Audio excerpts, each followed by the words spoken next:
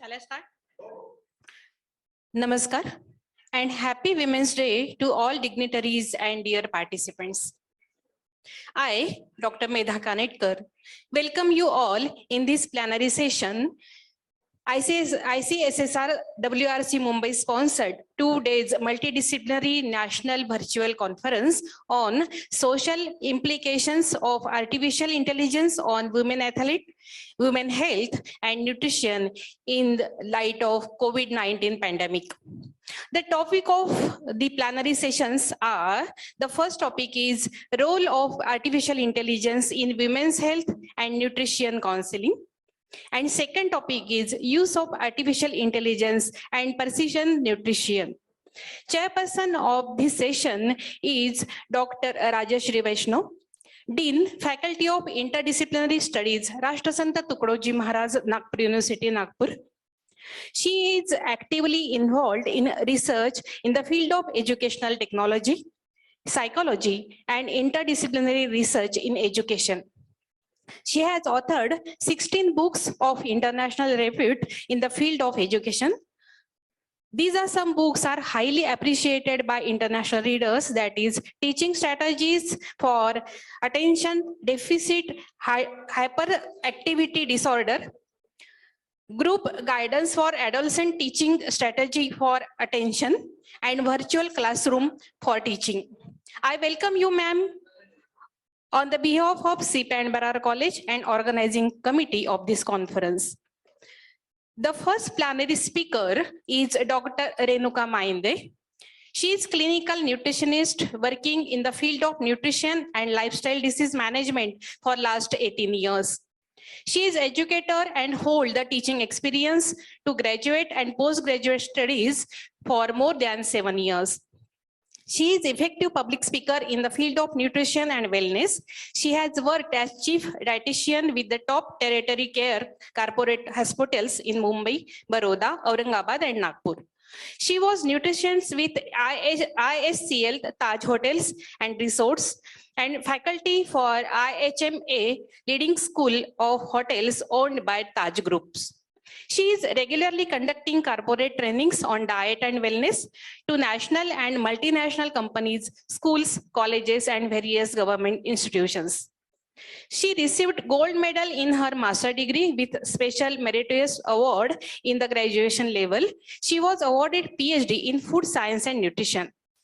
Received special Youth in Action Award by UNESCO Paris and presented a paper on mother-headed families in Paris. She owns a Nutrition Matters, where she offers tailor-made program for corporate therapeutic diet consultation, outside kitchen solutions, and resource material development on health and nutrition in print and digital media. Has publications in national and international journals also. She has authored book Nutrition for Happy Heart and co-authored 2 books, Fundamentals of Food Science and Nutrition, a textbooks on nutrition across lifespan. Present day status are nutritionist with Mahindra and Mahindra, contributory assistant professor at LAD College Nagpur, counselor IGNU in MSc Clinical and Therapeutic Nutrition, consultant dining room associates with chef of Taj Group of Hotels. I request our Honorable Principal Dr. Milind Barate sir to please welcome Dr. Renuka Mainde with floral bouquet and memento.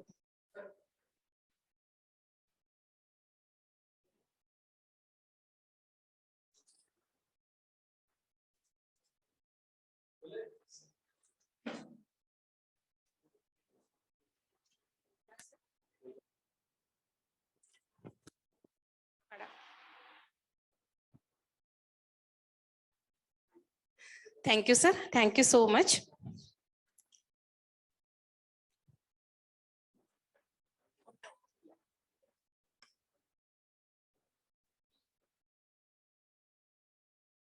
Thank you, sir. Now I request Dr. Renuka Mainde ma'am to enlighten us on the topic role of artificial intelligence in women health and nutrition counseling. Over to Dr. Mainde.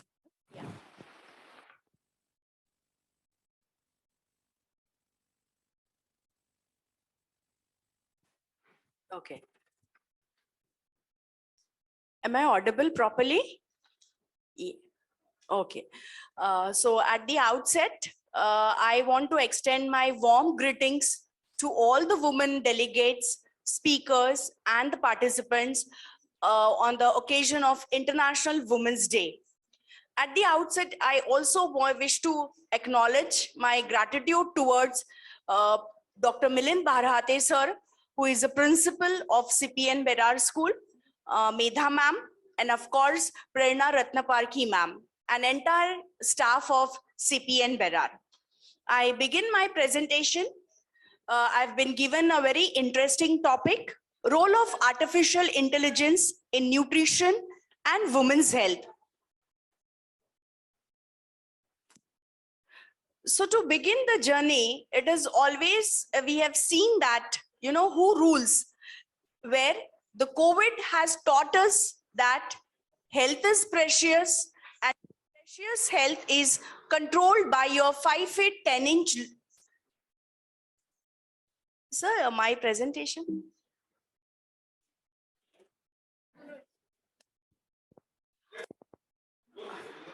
Okay. Where there's some technical problem, we are just starting with my presentation.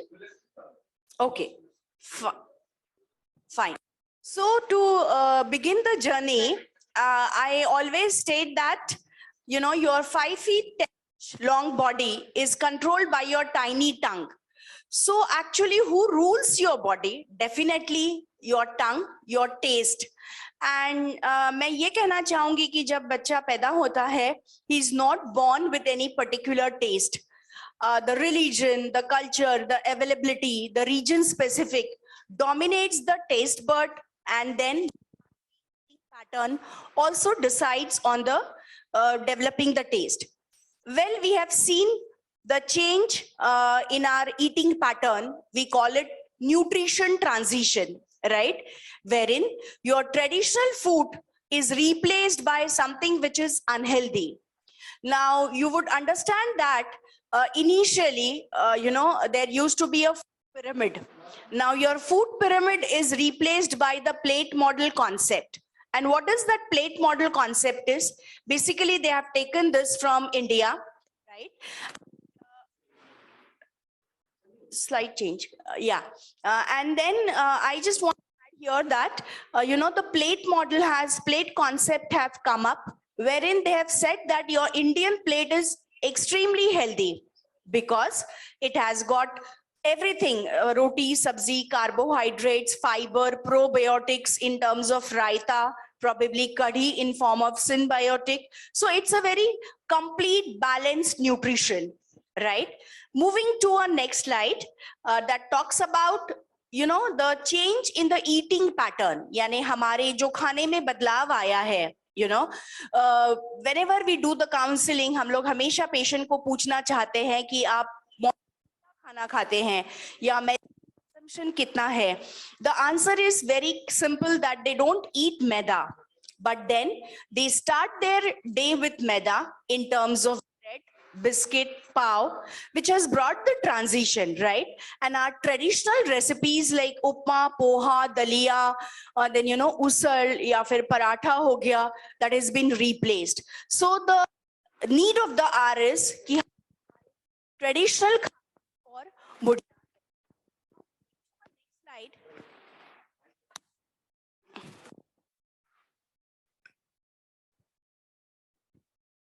Moving to a slide.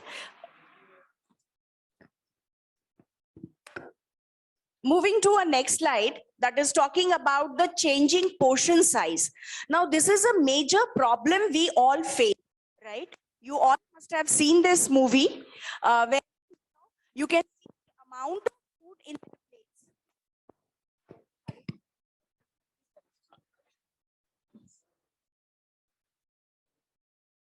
Slide change, yeah. So the changing portion size is one of the important thing which needs to be addressed right now, right? Because अगर हम सब खाना मात्रा में अगर खाते हैं तो हमें कभी कोई तकलीफ नहीं हो सकती है। बट इमेजिन कि जब हम ब्रेकफास्ट भी हैवी करते हैं, लंच भी ज्यादा लेते हैं, इवनिंग स्नैक्स भी ज्यादा हो जाता है, and top of that is heavy dinner which adds up to positive caloric balance, यानी हमारी कैलोरीज बढ़ती रहती है, and then it creates a problem. So changing your portion size, आप अपना पोर्शन कंट्रोल करिए। रोटी, सब्जी, दाल, चावल एक क्वालिफाइड न्यूट्रिशनिस्ट से अपना डाइट प्लान करवा लीजिए and try to control your portion, balance the calories, and it will be better for your own good health. Then moving to our next slide, it talks about miles. Now what do you understand by the concept of food miles? कल रात को आपका खाना कहाँ था? Train में था, बस में था, फ्लाइट में था? Remember friends, it is one of the very important and the crucial issue, because you should be consuming the locally grown food. Very very important, because when you consume locally grown food, आप उसका nutrients maximum amount में retain कर सकते हो, because when the food is transferred, it may be plucked raw, it needs packaging, it needs some amount of processing as well. And then when we eat locally grown food, the important aspect is we grown the economy of that particular place, and we grown the economy of the farmer.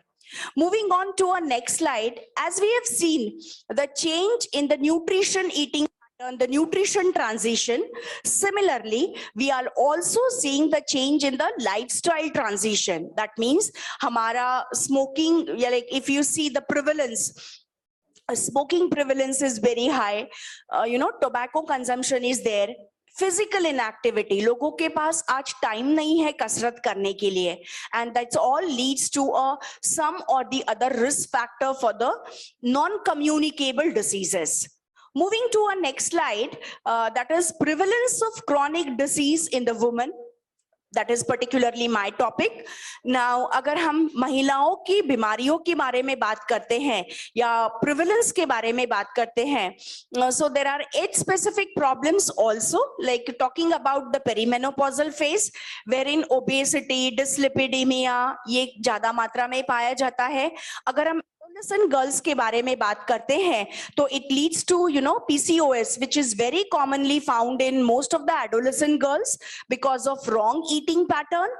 Then talking about certain autoimmune diseases, then there are certain unrecognized risk factors pertaining to the female's health, that is basically socio-economic deprivation, then poor health literacy, लोगों का awareness नहीं होता है, body develops some kind of a symptoms but they are not aware about the symptoms and it has been neglected, and there are psychological aspects also, right? Moving to our next slide, that is talking about the different physiological status of the different physiological stages in women's life.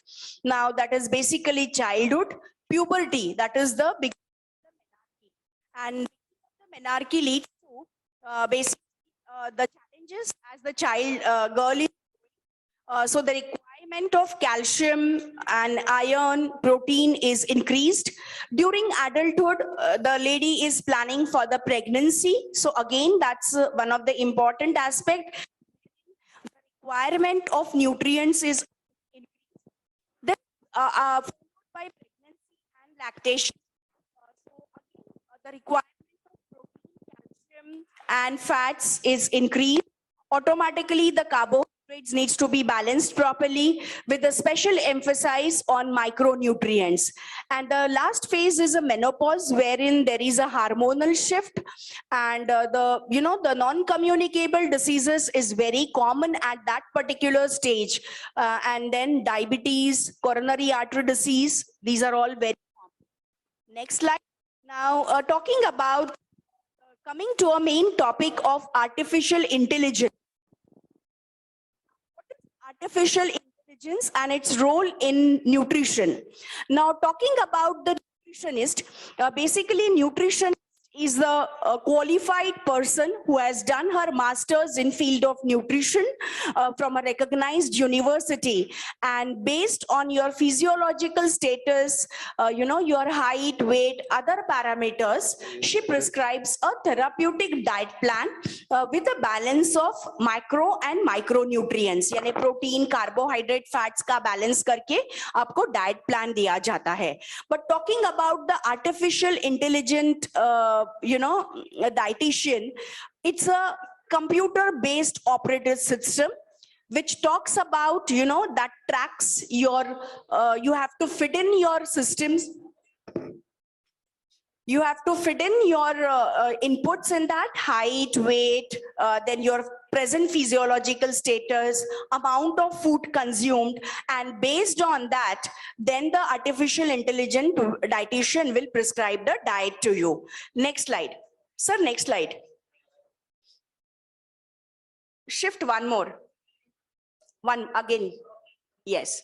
Okay, so now talking about the COVID and its impact on digitization. Well, COVID has halted every one of us, right? Because of that halt, people have come closer with the use of digitization. So digitization has played a very important role in bringing the concept of artificial intelligence. Right now, many people, you must be thinking, what is the role of artificial intelligence in nutrition? But then you all are aware of certain apps like Healthify Me, Fitterfly. They are all based on the concept of artificial intelligence. And then they also provide a personal touch by hiring the coaches, right? Now, understand the artificial intelligence and nutrition. I have taken the quote of our honorable PM who spoke about that artificial intelligence is tribute to human intellectual power. Remember, your artificial intelligence concept is prepared by human brains, right? The power to think enable humans to make a tools and technology.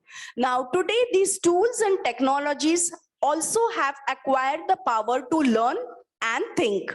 In this, one key emerging technology is artificial intelligence. The teamwork of artificial intelligence with humans can do wonder for our planet. Now, let us understand the artificial intelligence in nutrition, which has already found a real world applications in both food and healthcare industries. Now, talking about the nutrition, which is a sort of an amalgamation of both industry, would be far behind. An artificial intelligence-based diet plan or a program would rely on machine learning to recommend the right food based on the personal unique nature, inclination, preferences, digestive health condition. So don't think that it is just like you have fit in the information and you got the diet plan. No, that basically takes care of everything, right? Everything in terms of your likes, dislikes, your food habits, your digestive health, everything. And then artificial intelligence has revolutionized your personal nutrition. Right now, let us understand. Sir, next slide. Let us understand what do you mean by artificial intelligence dietitian. Now, this particular paper and this particular system is developed by the scientists from Pune, wherein they have said that artificial intelligence dietitian, which provides a proper diet plan to the user. Now, how they work? The already existing system considered only a particular disease. The approach presented in this paper, it considers, basically your height, weight, BMI, age, gender, various diseases. In this particular work, they have developed a system that is, they have named it Raspberry Pi B3 as a main component for analyzing and computation. And then the ultrasonic sensors is used for height measurement, and it is interfaced with Raspberry Pi B3, and they also provide a weighing machine to the patient, and the evaluation is done. Once the result obtained, basically the diet plan is provided to the patient. Now, when we talk about the fitness equation goal, your nutrition is 80%. Now, the smartphones are the usage of smartphone have used extensively, right? And most widely used communication for ease handling and increasing capabilities. Now, basically this expert system application to be deployed are mostly available on the Android phones, and it has got two modules in that. One is management and other is menu generation. Now, management means what? Basically, your management of the pathophysiological condition. Probably the person needs to lose the weight, or probably person needs to manage his blood and triglycerides levels or whatever. And second module talks about the menu generation. Now, when we talk about menu generation, based on the patient's basically the present health status, the menu is generated. Now, the menu generation module has 4 components that basically talks about the exchange list. Now, exchange list is something what, suppose if you're not comfortable eating chapati, probably a rice or a bhakri would be provided. If you don't want to eat rice, bhakri, you can have a measured amount of probably wheat noodles, or probably you can have something from the carbohydrate, that is maybe a dalia or suji. So this exchange list is also provided, and that plans the menu. So next slide. Now, talking about the system, basically a dieted nutrition expert system for meal management. Now, this is the diagram I have shown you here. Now, that is the documents, in the sense we need to give the inputs pertaining to the food. That system already has the food composition database. Then it has got, basically the case-based system is also done, and food exchange database is also there. Diet plan menu database is there, and patient's database. Patient's database means the information pertaining to the patient's, that is his height, weight, then probably his biochemical reports. Everything is fed into that, and because of the tools, artificial intelligence tools, it will plan out your menu. And now this is one of the very good study I have taken. Now, the role of artificial intelligence and basically the smartphone apps, which helps in the detection of anemia in the females.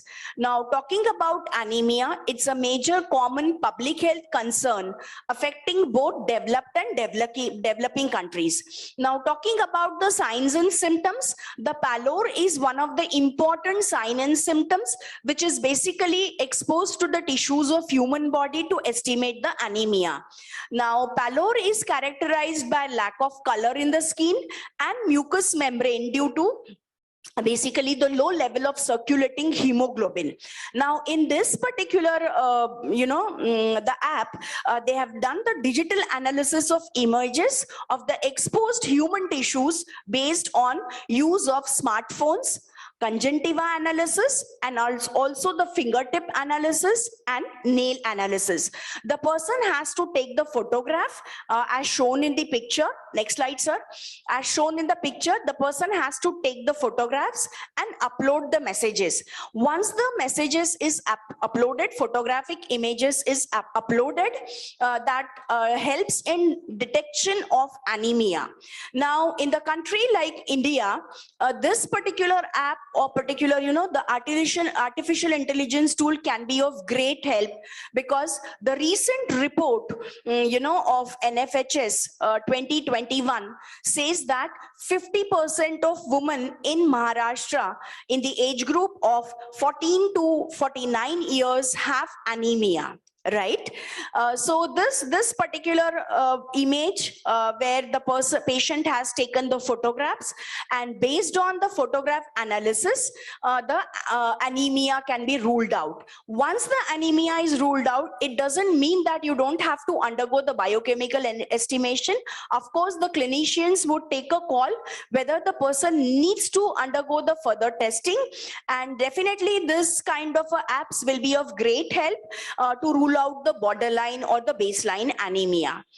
Now, moving ahead, this is one of the very important study, wherein the gestational diabetes females, this is pertaining to the COVID pandemic. Now, everyone knows that pregnancy is a phase which is more vulnerable, immunity is altered, and during COVID, the isolation was advocated to the pregnant mothers.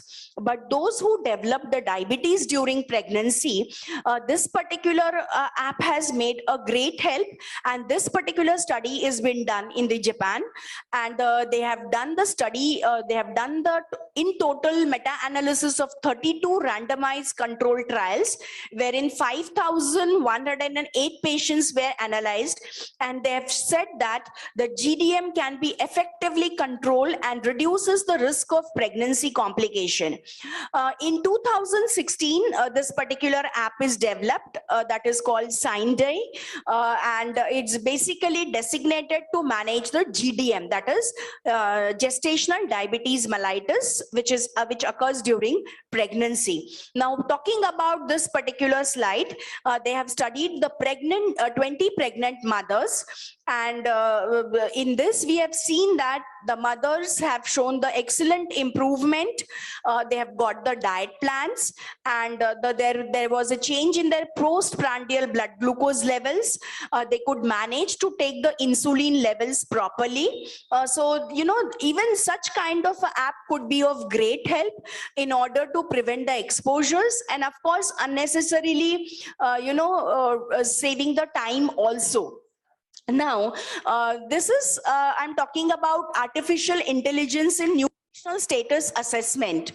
Now, to leverage the human individuality to drive the nutrition strategies to present, manage, and treat the diseases and optimize the health.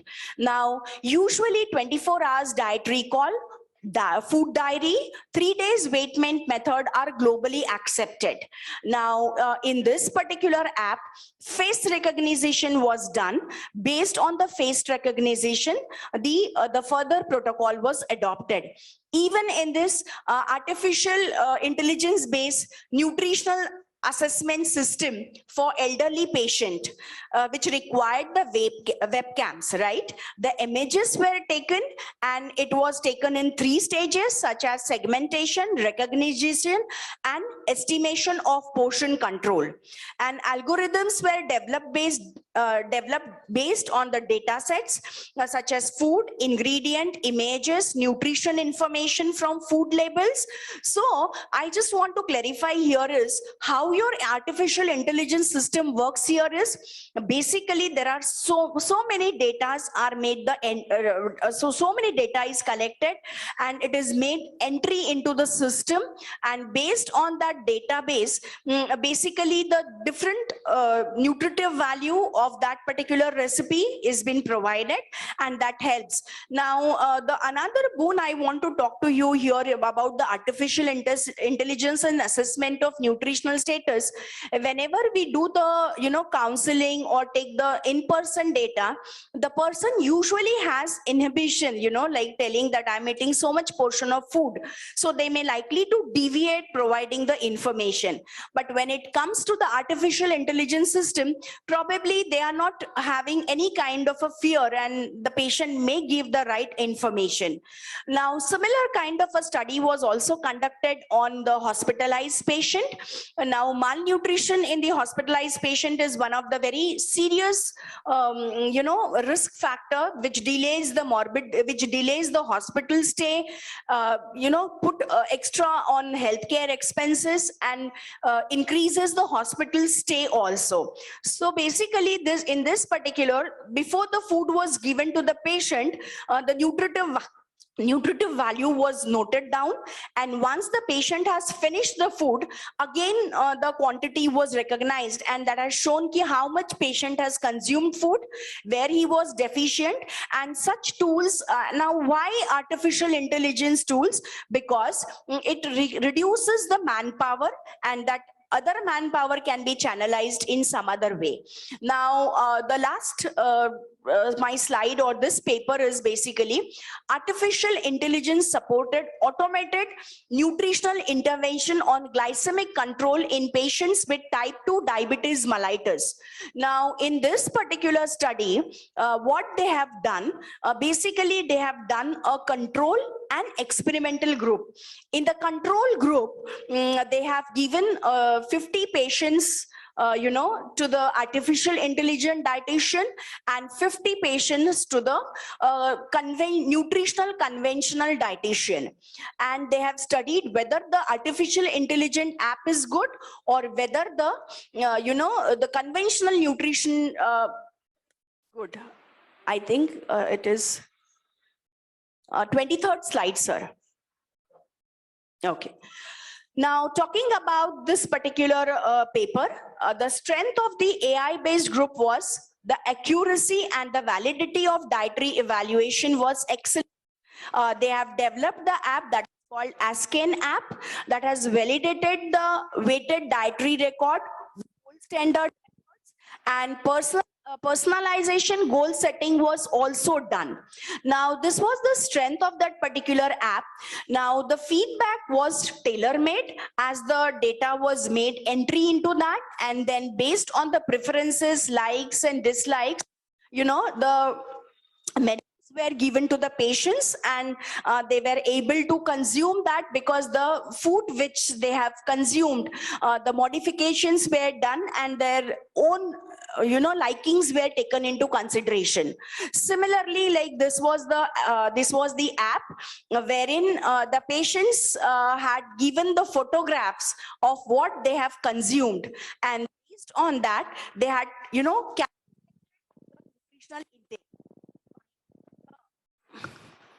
The particular outcome of this particular program was, HbA1c improvement and improvement in anthropometric measurement, follows by secondary improvement like blood pressure, total cholesterol and triglycerides. It was seen that in the app patient, those who have uploaded the information, they could follow that. The equal, the benefit was seen in both the patients, right? But few dropout was also seen in the patients who were put on the artificial intelligent dietitian, because there was no one who could pamper them or counsel them when they had some kind of a problem where they couldn't get the answers. So that's why they were moved to the conventional based method. Right now, as I've in my slides, I'm talking about diet for the good health, but before that I just want to conclude that artificial intelligence can be of a great support to the nutritional system. We are seeing the surge in the non-communicable diseases. We have seen that, or by the prediction of WHO, who is stating that by 2025 India will have highest number of diabetic cases. Now, in such cases, the nutritional counseling can be of great help, right? And if you have sophisticated developed apps, it will be of great help, right? Now, basically the balanced diet, which contains, the required amount of nutrients as per the pathophysiological condition. So the answer to prevent non-communicable diseases is try and have balanced diet, right? Your balanced diet has got all the nutrients, nutraceuticals, which prevents degenerative diseases. Now, I just want to say here that Hippocrates, the father of medicine, many years before has said, let food be your medicine and medicine be your food. And let your kitchen cabinet be your medicine cabinet. यानी आपकी खाना आपका दवा है, आपकी दवा आपका खाना रहना चाहिए. Now, talking about one wrong meal will not affect your health, but many wrong cumulative meals will definitely affect your health. So you need to keep a track what you are consuming. Now my next slide, eat at least one meal in a day for your immune system, right? इसमें आप देखेंगे कि अलग अलग colours है. सो मैं हमेशा बोलती हूँ कि आपका खाना पंच पकवान का रहना जरूरी नहीं है, बट पंचरंगी खाना रहना बहुत जरूरी है. Right? And lastly, to conclude about artificial intelligence refers to computational tools that are able to substitute for human intelligence in performance of certain tasks. This technology is currently advancing at breakneck pace, much like exponential growth experienced by database technology in the late 20th century. Artificial intelligence can be a boon for community assessment programs to rule out anemia and other malnutrition related disorder. Artificial intelligence can break a food fatigue and make our meal more diversified and interesting. So let's join hands to utilize the technology and eat your way to the excellence. So lastly, we'll just see 1 2-minute video how the artificial intelligence can, make your food more interesting and reduce your work.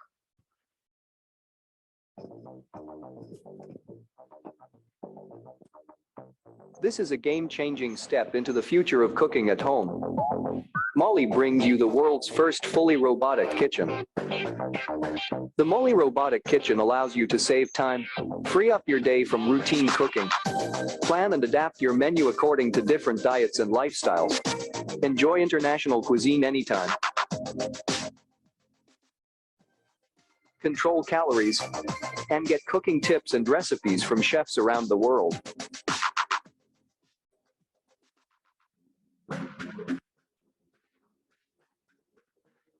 Not only does the robot cook complete meals, it tells you when ingredients need replacing, suggests dishes based on the items you have in stock, learns what you like, and even cleans up surfaces after itself. The Molly Kitchen is a fully automated kitchen unit consisting of cabinets, robotic arms and hands, a recipe recording system, a connected GUI screen with access to a library of recipes, and a full set of kitchen appliances and equipment that have been optimized for both robot and human use.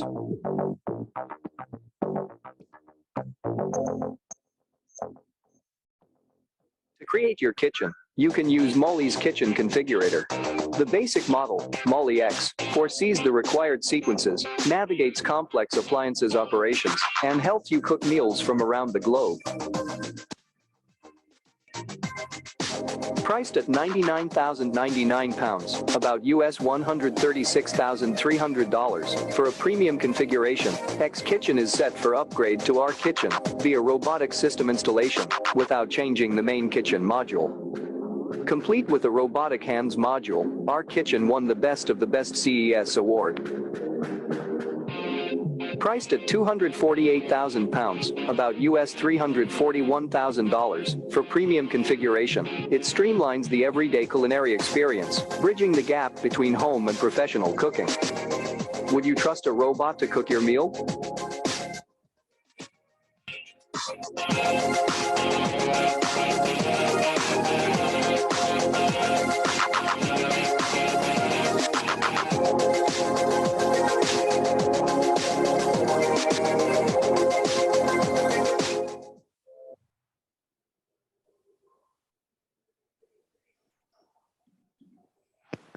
Thank you, madam. Thank you so much for this information and a very interesting topic of the session. Now I request for second plenary session, Professor Dr. Kommi Kalpana, madam, Head, Department of Sports, Faculty of Sports, Manav, Rachna International Institute of Research and Studies, Faridabad, Delhi, NCR.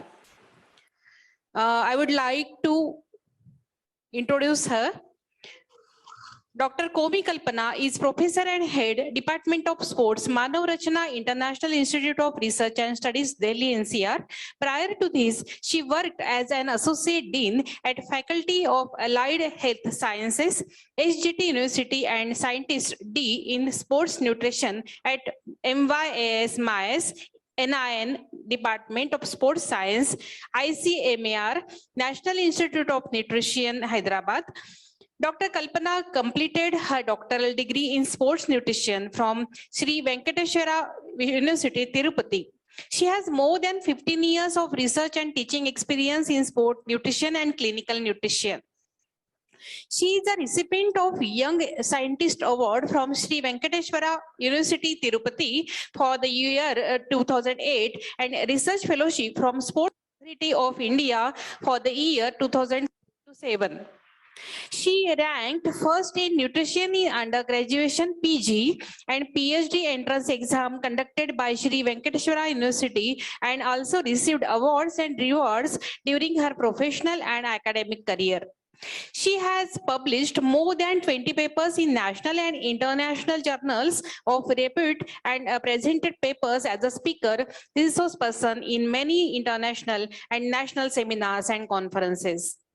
Dr. Kalpana has also worked with the reputed institutions such as Sports Authority of India, New Delhi, National Institute of Sports, Patiala, Pulela Gopichand Badminton Foundation, Acharya N.G. Ranga Agricultural University, National Institute of Nutrition, Hyderabad, and Indian Institute of Millet Research, Hyderabad in different capacities.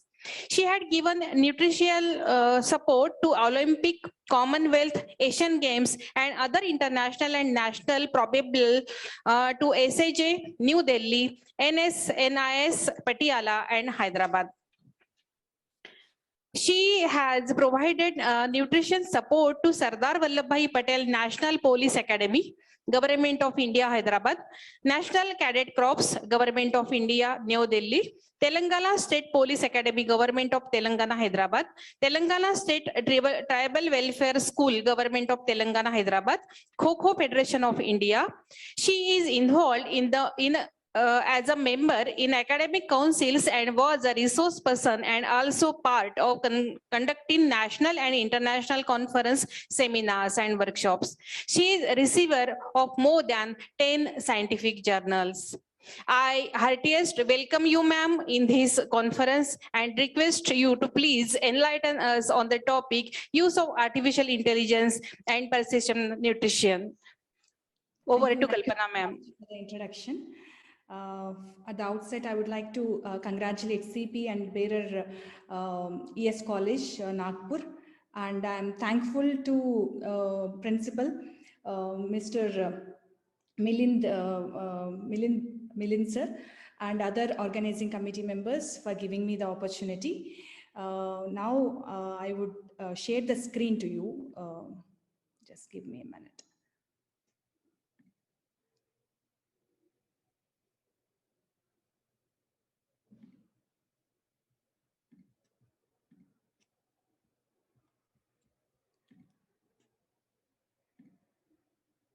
I hope you are able to see the screen. Yes, ma'am. Yes, ma'am. Please continue. So my topic is on use of artificial intelligence in precision nutrition. We all know that nutrition, how important it is in maintaining health and wellness. My talk would focus on nutrition fitness for health and precision nutrition for health and wellness related to artificial intelligence, and how artificial intelligence is required use in precision nutrition in sports and health, and what are the challenges in using AI for precision nutrition. These are the few topics that I'm going to cover in my lecture. So according to World Health Organization, we all know that health is a complete state of physical, mental and social well-being, and not merely the absence of disease or infirmity. If we are physically fit, that doesn't mean that we are healthy. We have to be mentally sound and socially well behaved with our colleagues or with our family members or with our surrounded people, and we should not be having any kind of disease. So this state is called health. And health is a dynamic condition. It constantly changes to the adjustment, adaptation in response to stresses and environment, and maintains the equilibrium, which is called as homeostasis. So health, we have to maintain. If we are healthy, then only our physical, mental, and social health will be good. To maintain health, nutrition also plays a key role. According to ICMR, National Institute of Nutrition, they have said always we have to have balanced diet, which is suitable to which is suitable to the physiological group. And this my plate concept shows that we should have at least 50% of our plate should have fruits and vegetables, and 50% should be coming from cereals, pulses, fats and oils, nuts and oils, eggs, milk and milk products. So when we consume a balanced diet, we will be having optimum body composition, growth and development, health and well-being. And we would be able to recover from our stresses, recover when we do exercise, we can be having better recovery and we can excel performance also. Performance is not only related to sports performance, it is related to our mental performance, physical performance, functional capacity also. And injury prevention also it takes care, and it reduces psychological stress and sleep quality. So optimum nutrition, when you combine right amount of nutrients in right quantities, it takes care of your health. When we have optimum body composition, we would be able to perform better. And we all know that obesity is mother of many chronic illnesses, and our social status also will be improved when we have optimum body composition. So optimum nutrition is very much important for overall health and well-being. Not only physical health, it is related to mental health as well as social health too. Then optimum body composition and energy balance. So we all know that we would be getting energy from the macronutrients, carbohydrates, proteins, fats, and dietary fiber also provide significant amount of energy. So these are the sources that we get energy. And energy expenditure we would be spending when we are resting, when we are resting stage, that time also to have various physiological functions, we would be spending energy. And physical activity, we would be spending energy. Thermic effect of food. So to digest certain foods, the more amount of heat is required, more amount of heat is liberated. Then non-exercise activity thermogenesis. So after doing physical activity, and when you rest also for some time, there is a process of thermogenesis. There is exercise that is called non-exercise activity thermogenesis. These four ways you would be spending energy. These energy intake and energy expenditure should be balanced to have optimum body composition. So when we have a positive energy balance, that means if you have more intake of food or nutrients and get energy, then that leads to positive energy balance and you will gain weight. And negative energy balance, we will lose. That means energy will be lesser than your requirements. So for weight maintenance, we need to have energy balance. So right amount of macronutrients and micronutrients, both we have to consume to maintain optimum body composition. Then, so in case if you are not involved in a physical activity, then there will be a lot of complications, or there will be a lot of deterioration in health. And physical activity, if you don't do regularly, then that leads to deconditioning, decreased strength. Your strength parameters will go down. You won't be able to balance, and your fitness level also goes down. And it increases the effects of chronic diseases.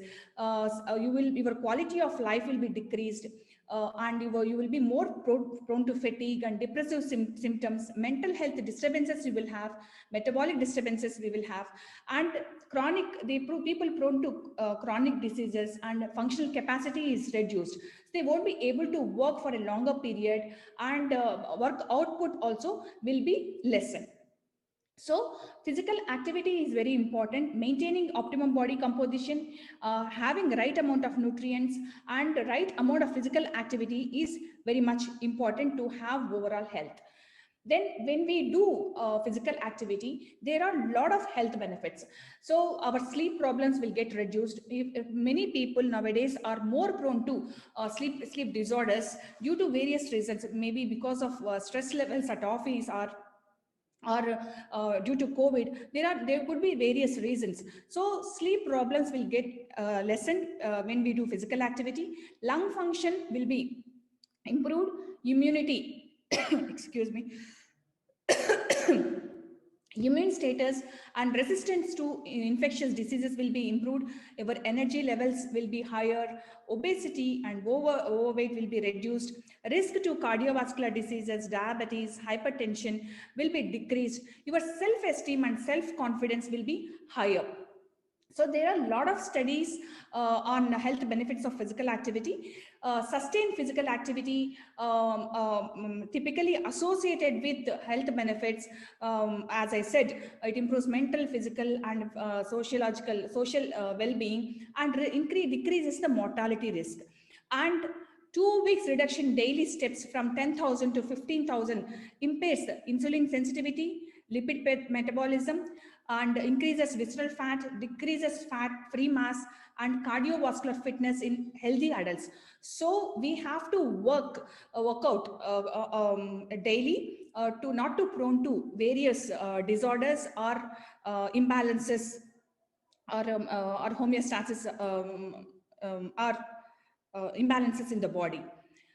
Then coming to precision nutrition, we have learned about the importance of nutrition and the health benefits of nutrition. This is well established. And precision nutrition, it's an upcoming field. Nowadays, it is called as precision nutrition or personalized nutrition.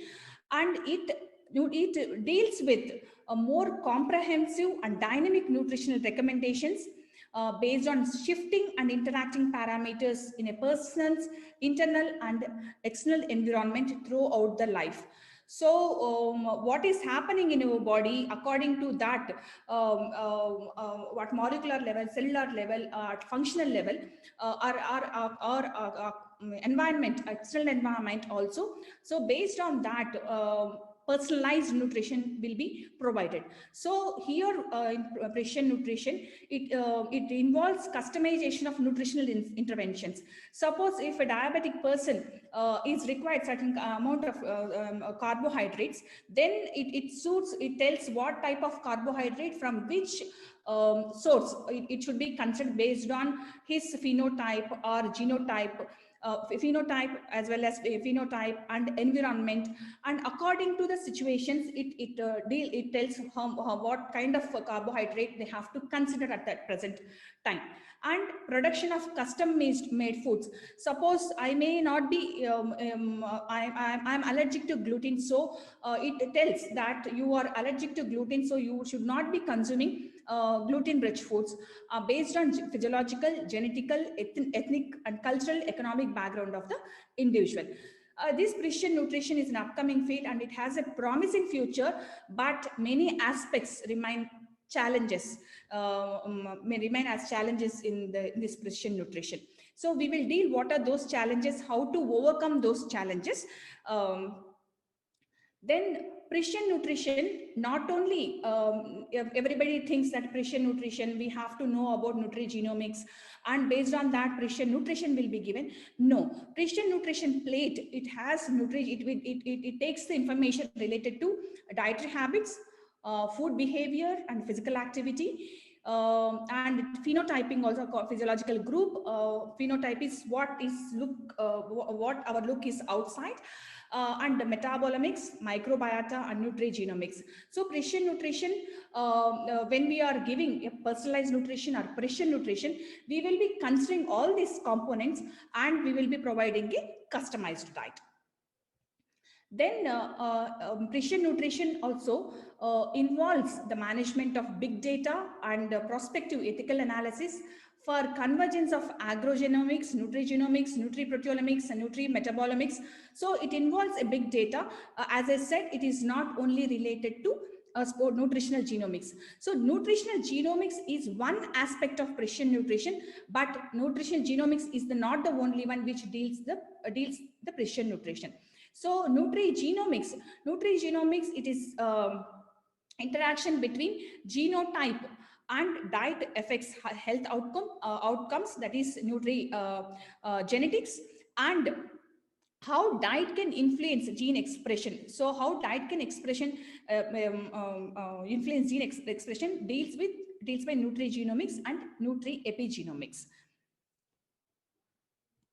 Then now the omics science is involved in providing the personalized diet. Omics science involves genomics, that is nutrigenomics and nutrigenetics. Then transcriptomes, proteomics, metabolomics, which again glycomics, lipidomics, and fluxomics, and all these are related to phenotypes. So the genomics, it is related to DNA, how our the diet, how the genes affect our diet. So then transcriptomes, mRNA and transcription, it is nutrigenomics.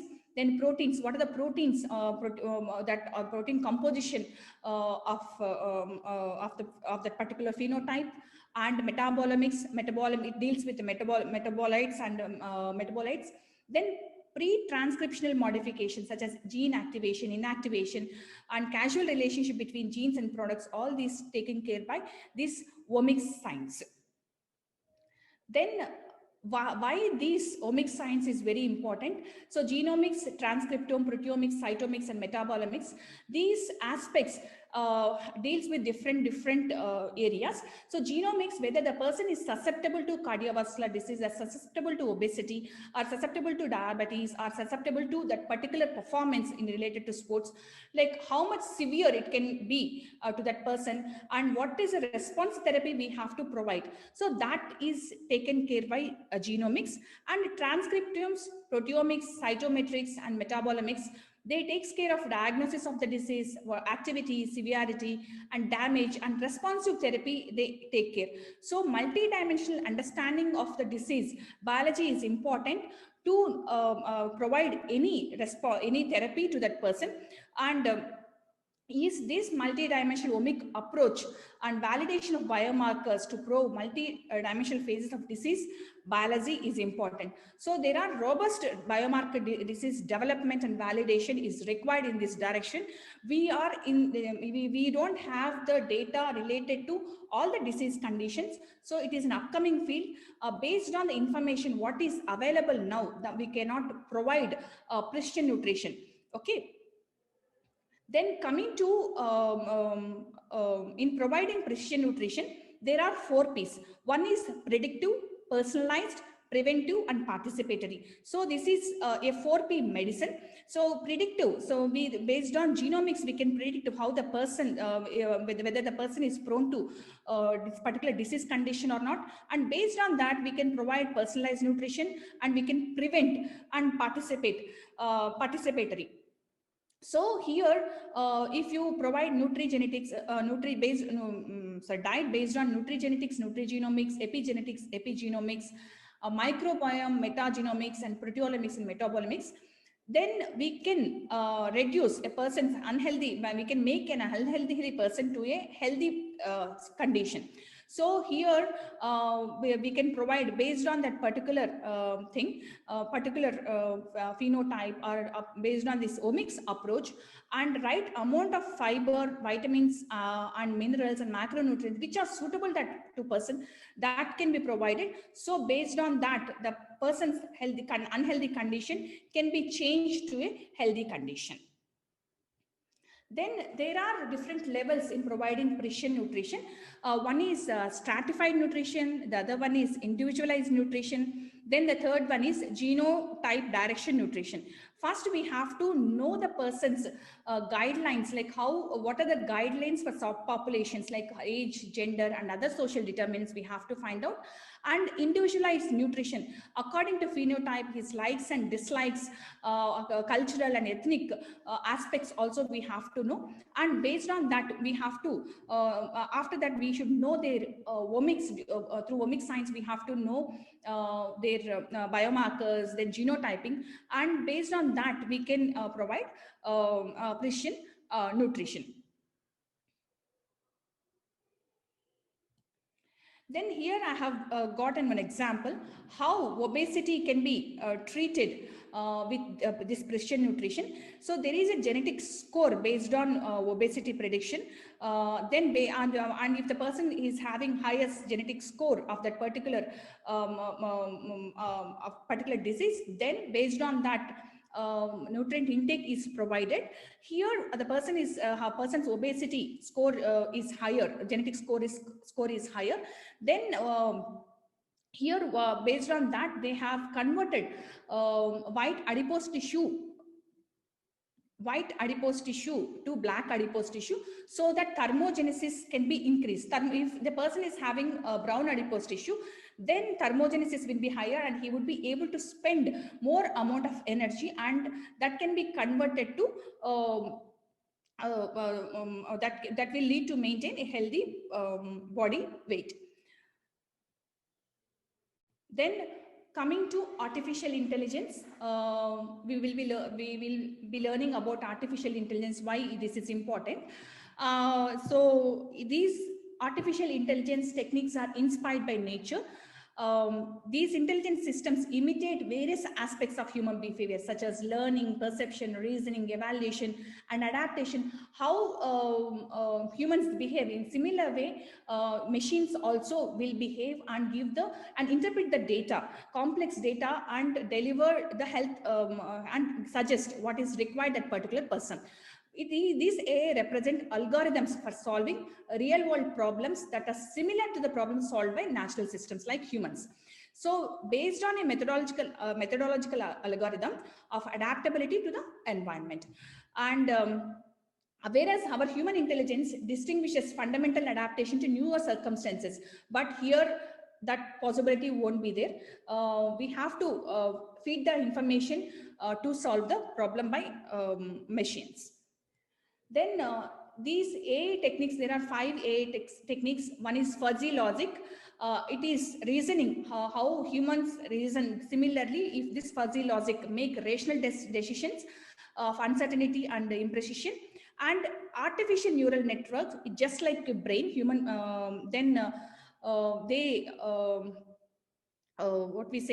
inspired by, they learn association, generalization, abstraction, how the brain functions. Similarly, artificial neural networks work. And evolutionary computing, it dispenses auxiliary information and provides general algorithm, genetic algorithms, genetic programming, evolutionary electronics. These are applied to complex problems with large search spaces, difficult to model, or for which there is no efficient algorithm available. This is the drawback. And learning theory, which exploits the ability of some algorithm to learn data and behaviors. And probabilistic methods, dealing with uncertainty, imprecision. So these are the 5 main AI techniques which deal with data processing or data management and giving information or handling complex problems. So AI for precision nutrition. So we will be getting information from various sources about his phenotype, metabolomics, proteomics, and omics science, and his likes and dislikes, his medical history, then physical activity levels, and gut microbiota. All the information, individual specific information will be taken, and it will be fed into the computer. Artificial intelligence, already the softwares which are fed in the computer, they make reasoning best method used for integration of individual data, and they provide personalized nutrition recommendation. So whether the person should have this particular food, this genetic composition he is having, he is more prone to cardiovascular disease, then what is the composition of this particular food, whether this particular food he has to consume or not, egg yolk he should consume or not. If egg yolk is not recommended, then what is the other alternative for him to have iron or lipids or folic acid? So the computer AI, artificial intelligence, gives that information to provide precision nutrition. Then how this workflows in integrated omics. So genotype, as I said, we will be getting information related to genomics, proteomics, metabolomics. And this information will be clinical imaging databases and microbiomics, glycomics, fluxomics. All this information will be considered, and machine learning and statistical approaches, integrated omics science and novel networks and novel pathways. The models predict whether the person is prone to that particular disease or not, particular performance or not, and based on that, his phenotype will be decided, and the nutrition dietary advice is provided. So results may be simple pathways or complex networks, may include both known and unknown models also.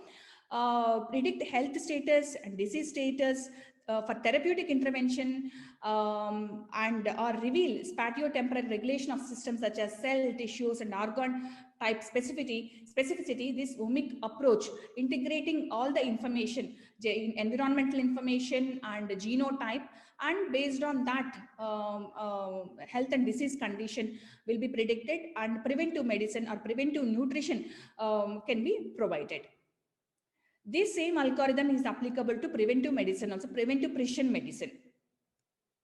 And I have brought one example how this artificial intelligence machine learning can better inform decisions related to pregnant women in multiple pathways. So here, all the procedures like clinical notes, religious affiliations, medications, laboratory results, health insurance status, social status, all the information we have to collect.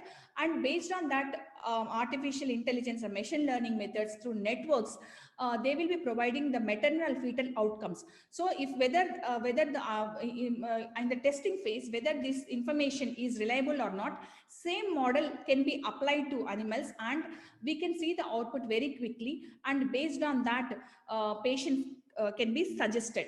Okay, so whether if the person is having folic acid deficiency or anemia, or any other maternal complications the person is having or not, and if that person is having, so what are the output that can be predicted, and based on that, doctors can suggest. So application of artificial intelligence is used widely in sports also. So there will be talent identification, then injury management, recovering, umpiring, and media and fans experience management operations, and nutrition also. Nutrition field, sports nutrition field also uses artificial intelligence. So why artificial intelligence in precision nutrition, precision sports nutrition is very important.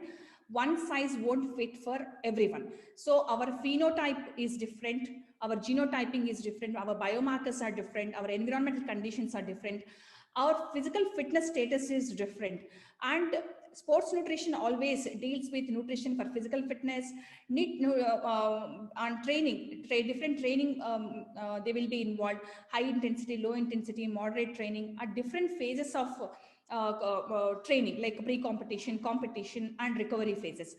And we always, as sports nutritionists, we nutrition pre-game meal, during game meal, post-game meal, and hydration and electrolyte balance throughout the day, to make them perform better, to recover for the next bout of action, and to recover from injuries and repairing. So sports nutrition deals with all those aspects. So precision nutrition is very much applicable to sports population, also how it is applicable to general population. So we can improve their performance, you can improve their overall health and wellness. We always say human first, sports person next. So they have to be very healthy, and after that only they would be able to perform better.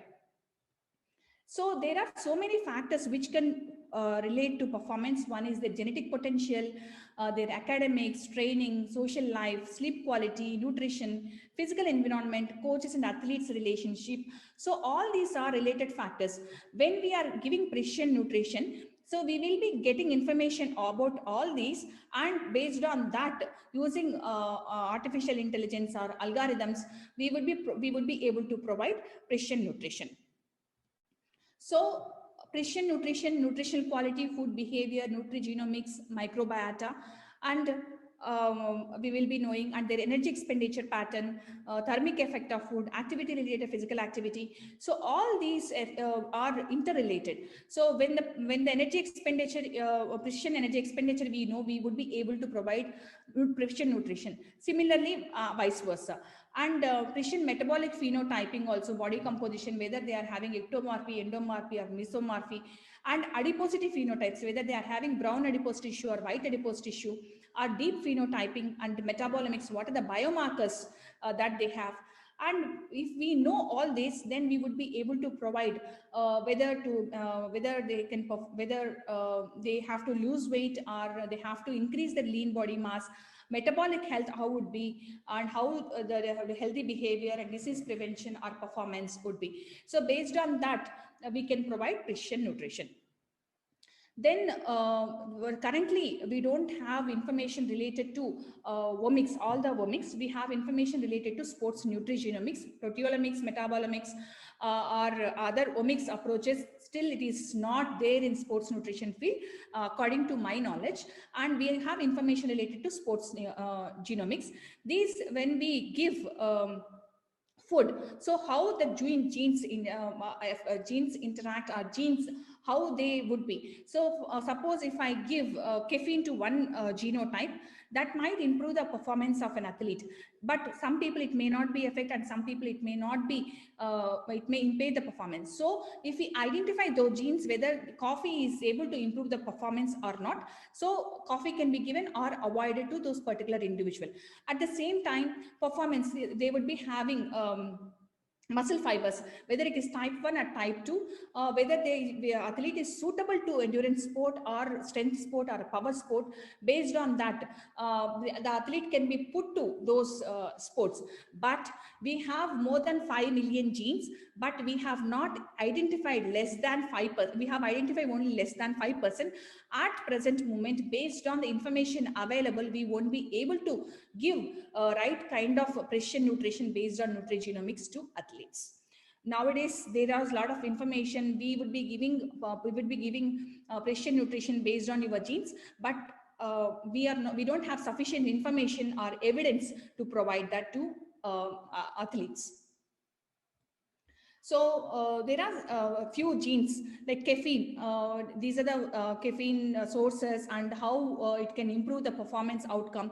Suppose if this particular CYP1A2 gene, if a person is having, then vitamin A genes, folate, B12, C, D, calcium, choline, protein, fat, MUFA. So how these gene expression is, and whether it is underexpressed or overexpressed. So which dietary source we can get this dietary factor, and what are the performance outcome. So based on gene, we can, whether we have to provide those particular dietary factor or not, we can decide. So coming to not only providing nutrition to them, decision-making algorithms in the menu planning also, artificial intelligence is very much required. Food recommender systems, it helps to change the eating habits and choose healthy foods. As mentioned by the previous speaker, like eating habits, suppose I am involved in particular type of eating habits, then based on algorithms and artificial intelligence, I may choose, I may be counseled to opt for healthy, choose healthy foods which are liked by me.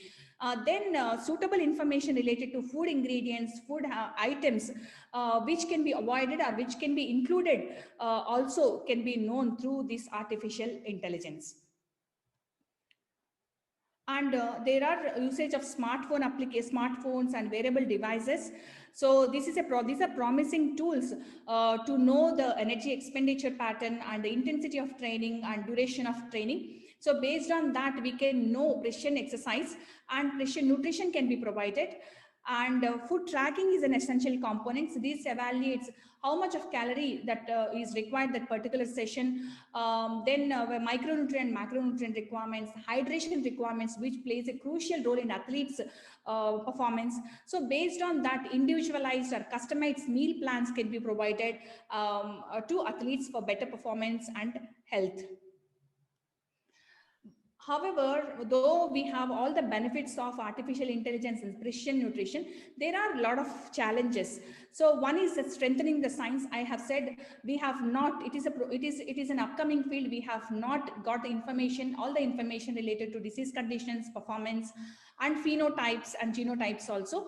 So creation of risk map is very difficult, and creation of reliable bank of genetic polymorphisms is a challenge, and tests for epigenetic assessments where we are testing whether it's a reliable lab or not. Then identification of valid biomarkers, microbiome and lipidomic studies are not fully studied. Implementation into public health policies. So we have not, still now we have not implemented based on this particular genomics or omics approach. We have to suggest this particular precision medicine or nutrition. And development of new technologies. Every day the new technology is coming, it is analyzing big data. So new technologies and compatibility issues with AI is a big problem. Applicability to clinical practice, because many people are not aware of what is applicability, and tools for evaluating diet in nutrigenomic studies. Regulation of ethical and legal aspects, and cost reduction. So to approach this, to provide precision nutrition through this approach, it is very costly, and we don't have trained personnel or allied health professionals to interpret the genetic data. And greater involvement of dietary professionals are important, but in India, I don't think our dietitians are well aware of all these, are having competence. And promoting introduction of nutrigenomics education to the circle of allied professionals, promoting introduction of nutrigenomics education into medical curriculum. And public health education is very important. We get a lot of information through media and through social media or print media or electronic media. But whether this information is valid or not, we have to check. So we, as I said, based on genetic polymorphism or based on genes, we will be providing diets like that they sell in the market. But whether the information which they are providing is true or not, as it is it's an upcoming field. So communication and involvement of science writers is very important. We have to disseminate knowledge to those science writers and lay information via mainstream media in the form of print and screen and social media is very important. Public education is very important. Otherwise, they have to shell out a lot of amount.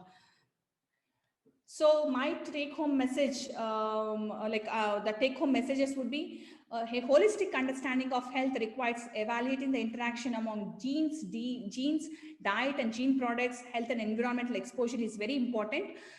So AI can be widely used in precision nutrition for health, for promotion of sports, prevention, treatment, and recovery. And at present, right, amount of nutrition information in electronic health record is limited. So we have to progress and we have to do research in this direction. And these softwares, the electronic health record software versions with AI technology compatibility is crucial. When we are providing personal sports nutrition, provide direct and indirect factors that influence athletic performance. AI is helpful in continuous monitoring of physical activity and providing right nutrition. More comprehensive dynamic nutritional supplementation recommendations based on athletes' condition can be provided. Only a few gene diet interaction studies measured performance in competitive sports. Future research is warranted in this direction. Technology resources need to be continuously assessed for usability and accuracy. So these are the few limitations and few usages of providing using artificial intelligence in precision nutrition. Thank you very much. Now I am ready to provide any kind of information to the queries. Thank you, ma'am. Thank you so much for this very useful information. I would like to request all participants, do you have any question related to these two sessions? Please give your question in the chat box. Is there any question? So now I would like to request chairperson of this session, Dr. Rajeshri Vaishnav, Dean, Faculty of Interdisciplinary Studies, Rashtrasanta Tukdoji Maharaj, Nagpur University, Nagpur, to please enlighten the topic and give your concluding remarks of the sessions. Rajeshri, madam. Am I audible, ma'am? Am I audible? Yes, ma'am, you are audible. Yes, madam. Thank you. Thank you. So first of all, I would like to congratulate the convener of the conference, Dr. Milind Barahati sir, for selecting such a wonderful area, which requires a lot of attention of all the persons, especially in the field of nutritional science. And from the morning, I heard the two very wonderful lectures given by Dr. Kommi and along with Dr. Renuka, Mainde also. Both have discussed a lot about the nutrition sciences and how we can use this AI technique to develop a nutritional science field. The one important aspect that what this AI technology is. This is one of the very, very important aspect which everyone has to understand. If I look back, the term AI has been coined in the year 19, I think it is in the 1955, where the first time an American computer scientist, John McCarthy, has coined this term. And it is basically, this AI is a branch of computer science. The purpose of this AI is to imitate thought process, learning abilities, and knowledge management. In recent decades, the AI application has been shown a tremendous potential in the field of medicine and biomedical sciences also, like ophthalmological, radiological diagnosis, cardiac diagnosis, has tremendous clinical benefits in the field of this use of AI. Similarly, there is a lot of possibility of the researches in the field of combination of the multidimensionality of the area. Like if I talk about the simple term, if I talk about the interdisciplinary researches, because nowadays there is an area where lot of amalgamation is required. And if I see that this AI, it comprises of, as that Madam Kami already explained us in depth about that artificial neural network. It is a modeling technique where they use our human brain structure, like model, three-dimensional model, where the neuronal structure is created and all the data is fed. So there is no need for independent programming for this artificial neural network. And we can work on based on the experiences and data also. The another important aspect in the AI technique is the machine learning. This machine learning is also very important because with the help of this machine learning, the algorithms are created and it is useful to feed the data based on the various results and experiences. Similarly, the another important term is coming, that is the deep learning.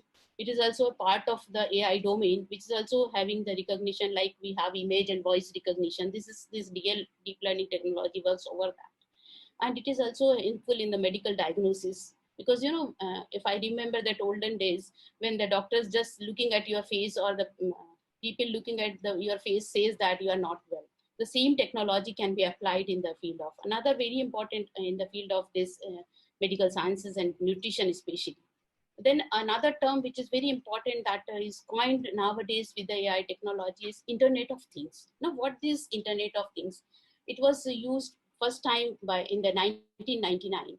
And thus this concept is that devices can directly or indirectly we can connect these devices and with the internet, and they can collect the data, process or exchange data, and through the computer network. So this is so Internet of Things is very important role in this AI technology. Then another a very important term is coined, that Internet of Everything, that we call is IoT technique. So this IoT technique is basically it provides the detailed information like telemedicine procedures, and all these can be used by helping this IoT technology. So if, as a researcher in the field of interdisciplinary studies, I always believe that how we can use these AI techniques in the field of interdisciplinary researches, or especially in the nutritional sciences. So looking and listening to all this, I come to know that we can have the three basic dimensions of researches, like biomedical researches, clinical nutrient researches, and nutritional epidemiological researches also. So if I talk about the biomedical nutrient researches, like study of composition of food product, because we have n number of food products, and these food products are having the variety of nutrients which we are not aware. Similarly, we can use this optimization of nutrient production also, this AI techniques. Then we can also study the effect of these nutrients on functioning of human body in health and diseases. Researches on gut microbiota, wonderful experiences can be done because developing the probiotics helps us in this. Similarly, if I talk about the food composition studies, so in India, we have different regions. In fact, across the world, there are different regions where the different types of fruits are produced and have their different taste. So how this different taste is coming? Because of different chemical composition and the geographical conditions also. So AI can help in that also. Similarly, we can have different types of Indian traditional food, and we can use this AI to see the impact of these different traditional food on the human health. Then if I talk about the research in production of nutrients, so like genetic algorithms can be used in identification and production of compound and chemicals like retinol. We use this retinol for the skin care, but we don't know where this retinol is available so much. So n number of foods is available, and we can use this AI technique to know the chemical composition and increase their production by using this. Similarly, if I remember that like dimethoxybenzoin is found in germinated wheat. So nowadays there is a fact that Ramdev Baba has telling us that clinic like use of wheat, grown wheat helps in the treatment of cancer. So what this wheat contains, germinated wheat contains, it is basically contains the dimethoxyoxybenzoquinone, we call it DMBQ. So all these things helps us to understand the different food composition with the help of AI techniques. And this, like Physiologic is also, as Madam has already told us, this Physiologic is also helps us to use the optimized production in the fruits and other products also. Similarly, this AI is also helpful in the clinical researches also. The interesting technological solution in AI area was in relation to the clinical problems of controlling the carbohydrate intake in patient with type 1 diabetes. I have conducted one research based on the patient on type 1 diabetes, and I find that these patients are suffering a lot because of their dietary habits also. So if we use these types of AI technology to help this type of patients, definitely it will nurture, it will help us, it will be a boon for such patients in the field of medicine also. So all this AI nutritional technology, we have seen that during this COVID pandemic also, this AI algorithm helps us to predict the future of the technology, future of the COVID waves. And this prediction is most of the time has been proved the true. So all this helps us, AI technology, to to provide the good nutritional status, as well as it can help us to improve the type of medicines we are providing. Because right now, due to lack of knowledge about if so much of the food products, we are not unable to, we are depending upon the chemicals and medicines. But if we have very much aware about this, what are the food contents and how it will help us, so definitely it will help us to get better understanding in the field of medical sciences also, and as well as the nutritional sciences also. Because nutrition is the base, as all these two specialists told us, that nutrition is the base for our health and as well as for the diseases also. Majority of diseases are caused because of the nutrition only, and similarly we remain healthy and increase our longevity because of nutrition also. So I hope this conference will be all these lectures during this conference will help us to understand better the use of AI in nutrition or in sports medicine or in other fields also. One of the important aspect of using this AI is we are, with the help of, though I'm promoting this AI, but it is compromising our life also. Because when you use so much of these AI techniques, your each and every activity is recorded by the machines, and you will be trapped in future for all these. So keeping all these positive and negative aspect of this AI, we have to use judiciously these techniques and involve more and more nutritionists and persons who is related with the medical sciences and amalgamated with the field of the people with the computer sciences. So a good type of researches and good type of activities can be performed using these different types of using these two technological tools and develop a better community for the future. I hope that the deliberations during this conference will develop a new insight, which is very much needed, especially this AI technique is some type of buzz for all of us. So we will be able to understand much better way and develop a good insight and research capacity amongst the person.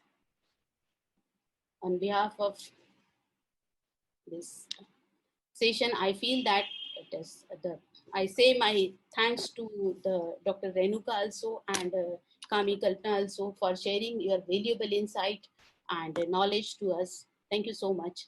I also express my deep sense of thanks to the organizers, especially the convener and other team members for giving me an opportunity to have a few words with you. Thank you. Thank you so much. Thank you so much, madam, for your valuable inputs for the session, this plenary session. I would like to propose a vote of thanks of this plenary session. I'm thankful to Dr. Rajashri Vaishnav madam for chair this session and giving very appropriate concluding remarks of this session. I'm also thankful Dr. Renuka Mainde madam for giving very useful knowledge about the nutrition's value and women health. I am thankful to Dr. Kommi Kalpana madam for her intellectual talk on the use of artificial intelligence and precision nutrition. I am thankful to our principal sir, Dr. Milind Barahate sir, for his support and valuable guidance. I am also my heartfelt thanks to all participants for their attendance and patiently listening of this session. I'm thankful to the organizing committee for giving me chance to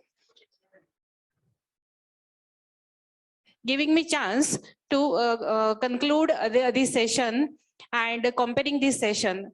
Thank you so much for being with us. This is the concluding part of our session. Now the presentation session will start in short volume. Thank you. Thank you so much.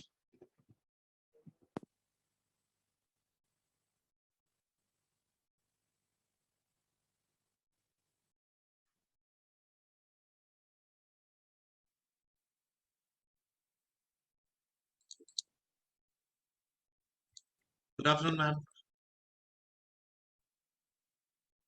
Good afternoon. Good to see you, ma'am. Yes, me too. How are you? I'm doing good, ma'am. Just a little nervous and desperate to present the, whatever we have created. Don't worry, don't take any tension. Sure, sure, ma'am. Yeah.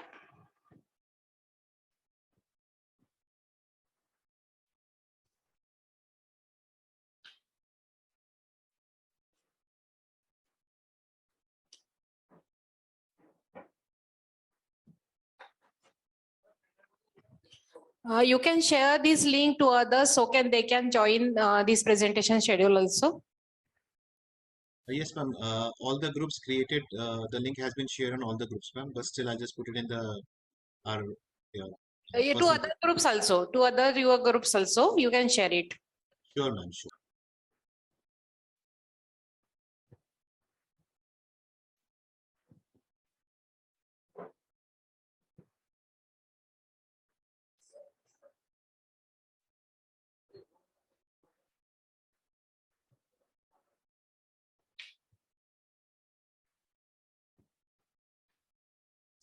In this presentation schedule, I request to all participants, please ask question to presenter so that they enlighten the topic very clearly. So participants, please send your questions in the chat box. We will read it and ask it to the presenter. Thank you.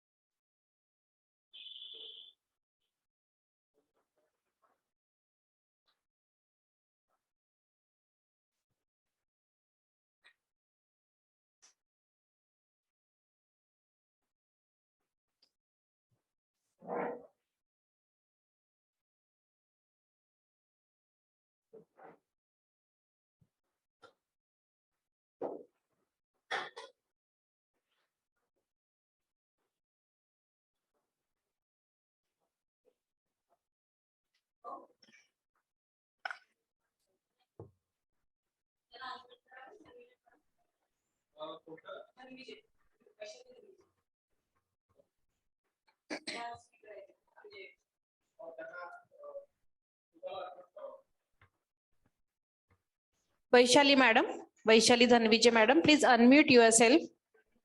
Yes, yes, madam. Can I unmute? Yeah. Yes, yes. Shall we start, madam? Yes, sure. Yeah. Namaskar and happy Women's Day to all of you.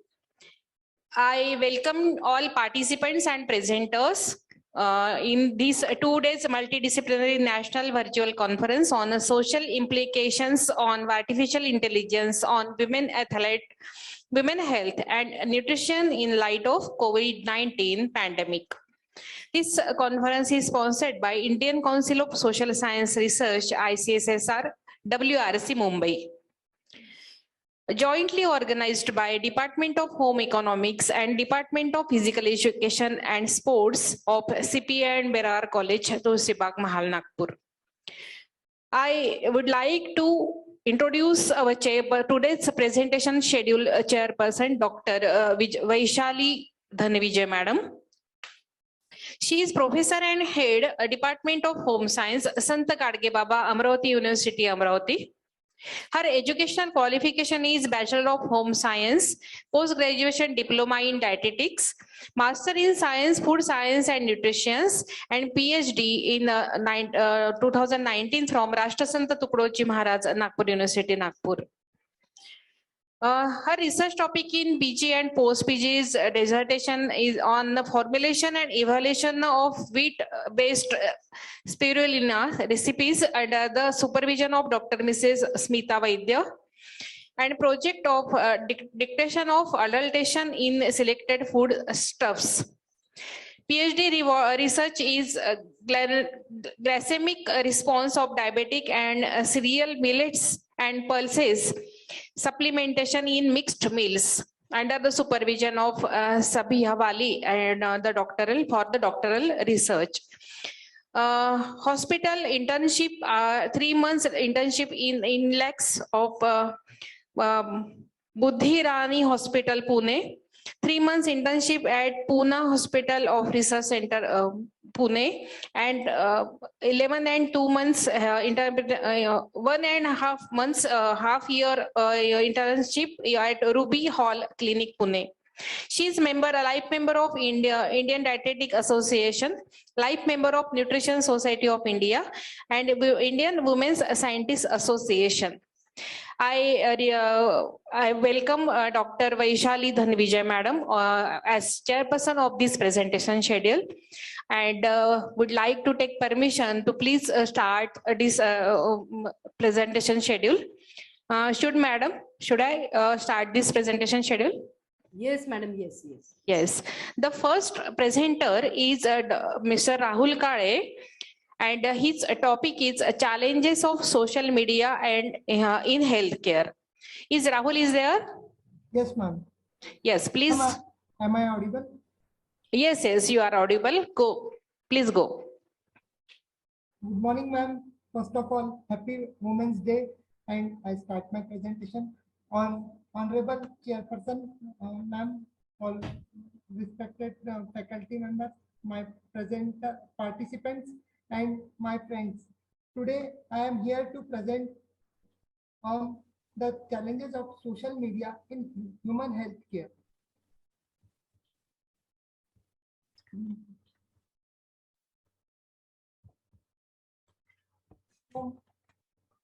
Slide share.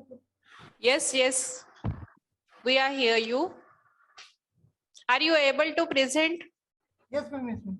Yeah. Please bear with Rahul. He is partially blind and he is trying to present his topic. Yes, Rahul, please go ahead. Yes, ma'am. Slide.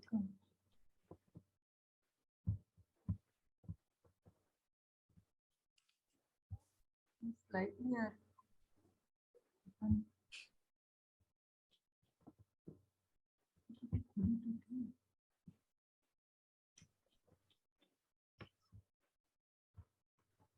उसी पे चालू किया था ना, वही तो गलत।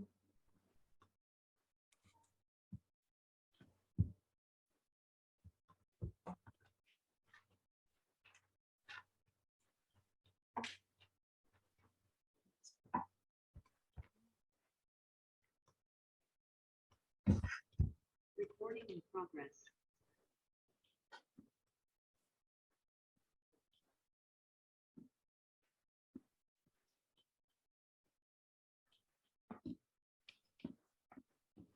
Rahul, is there any problem? Ma'am, this. Can we take you at last? Yes, ma'am. Okay, okay. Now I request Dr. Meena Balpande. Her topic is importance of nutrition for women athletes. Dr. Meena, madam.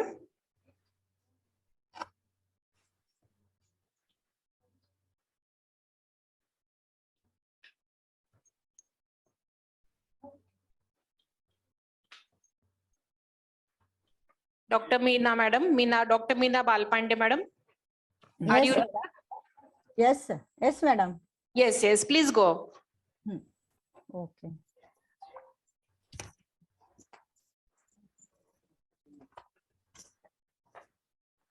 May I audible, madam? Yes, yes, yes, madam. Good morning to one and all. Wish you all happy Women's Day. It is celebrated to recognize the social, economic, cultural, and political achievements of women. First, Excuse me. first Are all, you sharing your screen? हाँ screen madam मैंने टिप्टे sir को भेजा है please share the screen अच्छा, तो आपने presentation बनाया है? या मैडम यस कौन प्रेजेंट कर रहा है?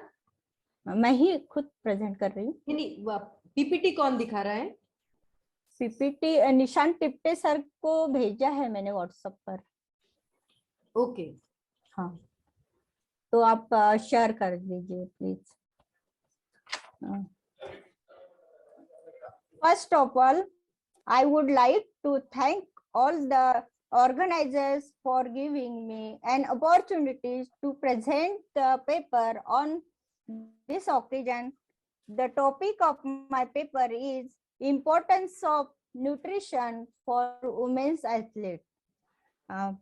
Myself, Dr. Meena Balpande from Dayanand Arya Kanya Mahavidyalaya, Jaripat, Kanapur. Department of Physical Education and Sports. Co-author is Dr. Sujata Sakhre madam from Dayanand Arya Kanya Mahavidyalaya, Jaripat, Kanapur. Department is Home Economics. Madam, मेरी PPT share कीजिए please.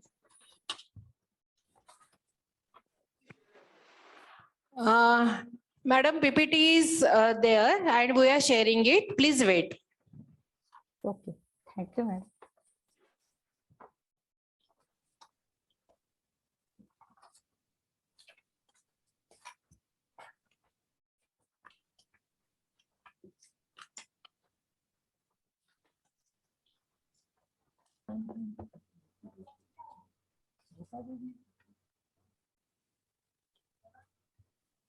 नहीं लगा है. नहीं slide भी है, वो cursor काम नहीं कर रहा है इसका. तेजस पीपीटी शेअर करता येते का तुला? हाँ झालं. Okay, thanks madam. C P and Berar ES college Nagpur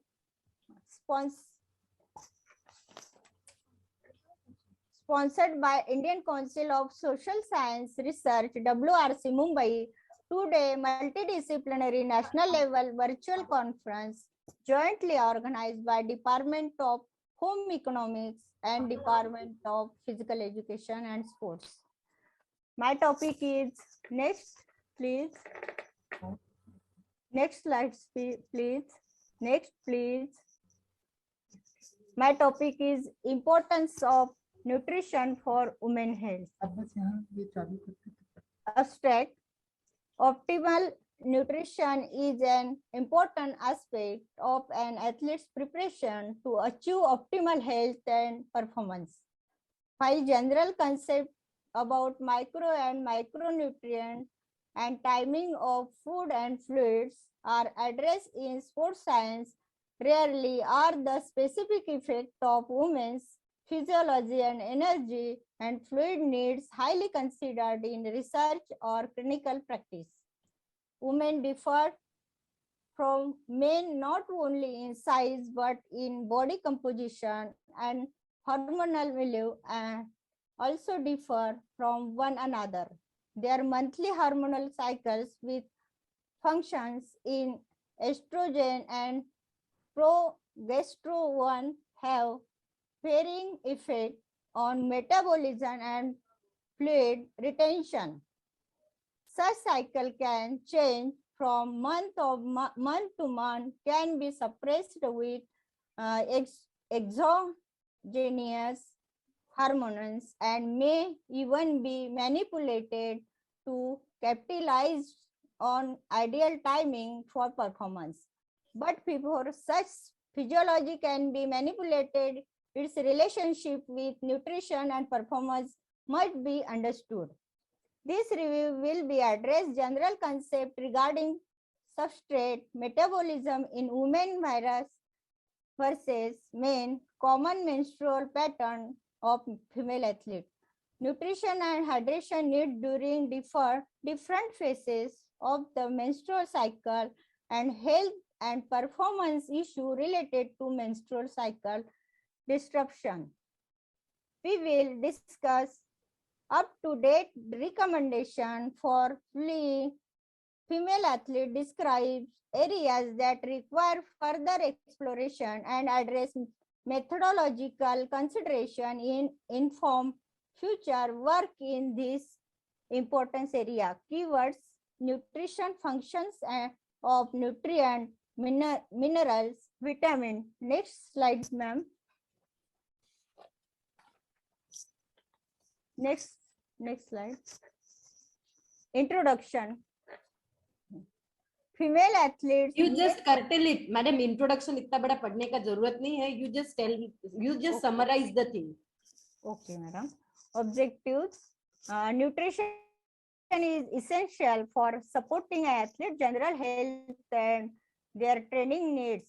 B, to promote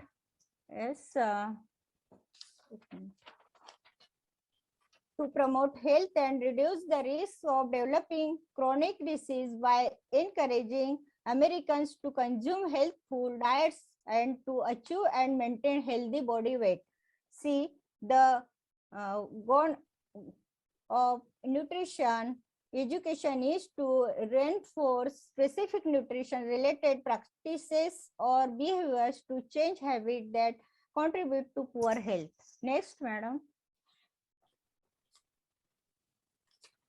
Functions of nutrition. Nutrition, carbohydrate, primary function. Carbohydrates provide a ready source of energy for the body and structural constituents for the information of cells. Fat provides stored energy for the body functions as structural components of cells and also as signaling molecules for proper cellular communication. It provides insulation to vital organs and works to maintain body temperature. Protein, necessary for tissue and organ formation, cellular repair and hormone and enzyme production, provide energy but not a primary function. Water, transport essential nutrient to all body parts, transport waste products for disposal and aids with body temperature regulation. Minerals, regulate body process, are necessary for proper cellular functions and comprise body tissue. Vitamin, regular body process and promote normal body system functions. Next, madam. Importance of nutrition. Nutrition can help. Madam, just keep it or you can summarize. तुम्ही त्याला थोडक्यात सांगा. आप इसका जो abstract या सारांश है वो बताइए. You have to keep in mind the time limit also. Okay, madam. There is only 5 minutes for the presenter. Yes, ma'am. Conclusion. The diet of highly trained endurance athlete does not fully meet their requirements, and in this situation cannot ensure maximum adaptation to very intense and or long duration physical loads. The diet of highly trained endurance athletes must be optimized, adjusted, and individualized. Particular attention should be focused on female athletes. A number of energy and nutrition issues may occur in the female athlete. However, if athletes are aware that they exist and know how to monitor their health, these issues can be addressed and corrected. Discussing their diet and nutrition issues with a qualified sport dietitian can help female athletes prevent nutrition problems before they arise. Thank you, madam. Thank you. Thank you so much. Thank you, Next madam. presenter is Donal Bagde. Her Madam, topic can we is take few effect of questions? technology on women investors psychology. Madam, can we take few questions? Yes, you can. Yes, Balpande madam.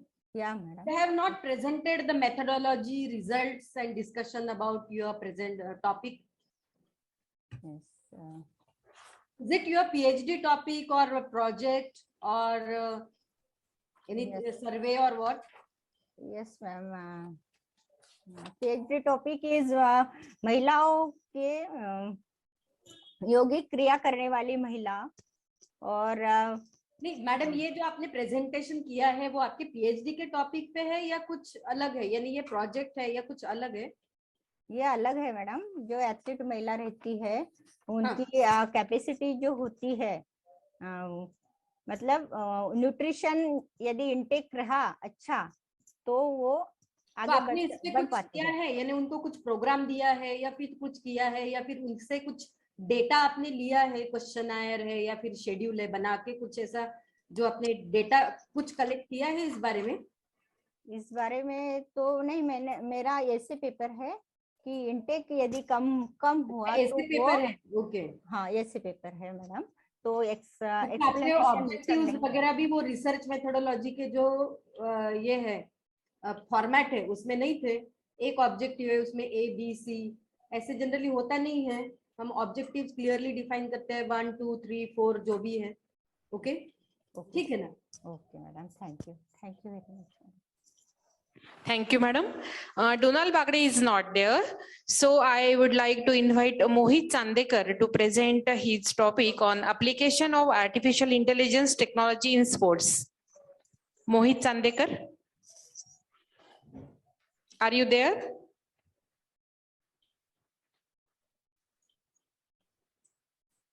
Maybe he also not there.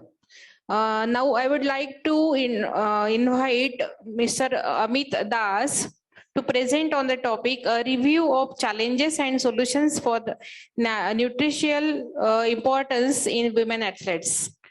Amit Das, are you there? Yes, ma'am.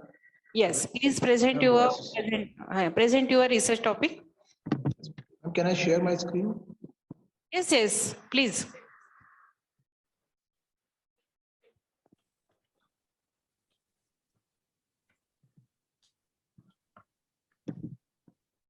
And my screen is visible.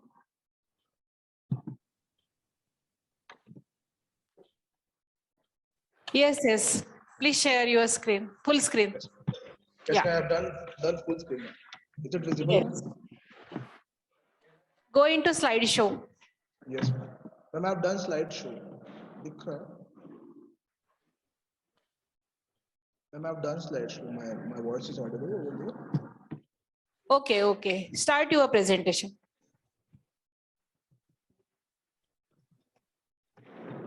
Ma'am, my topic, my paper title is a review of challenges and solutions for nutritional importance in women. It is a review paper. It is not a numerical paper. So before starting, I would like to say that why I have done this nutritional importance in women athlete, because basically people think that nutrition is a very underestimated thing among the people. They think that they can take anything, they can eat anything, and they can go on with life like that. And in athletes also, many type of irregularities also seen with having the nutrition in accordance with the nutrition, right? So what is important in athlete is that he has to take the nutrition and also he has to exercise also, because if you are going to take some kind of protein, carbohydrate, fats, so you are taking the intakes, and if you are not exercising also, then it would give a negative impact on health. Say suppose if you are getting an intake of fat daily, but not doing the exercise, proper health care, proper counseling, you are not going to be a good athlete. So this was the premise for doing such kind of a review paper. I have done a review of many papers, and then I've written this paper. Introduction that women athletes. Amit, sorry for the interruption, but your next slide is not shown. Introduction slide is नहीं दिख रहा ma'am. No. One second. अब दिख रहा है क्या? Go to the slide. Yes. Basically. Yes ma'am. Okay ma'am. Okay. And please stick to the time. Yes ma'am. Fast.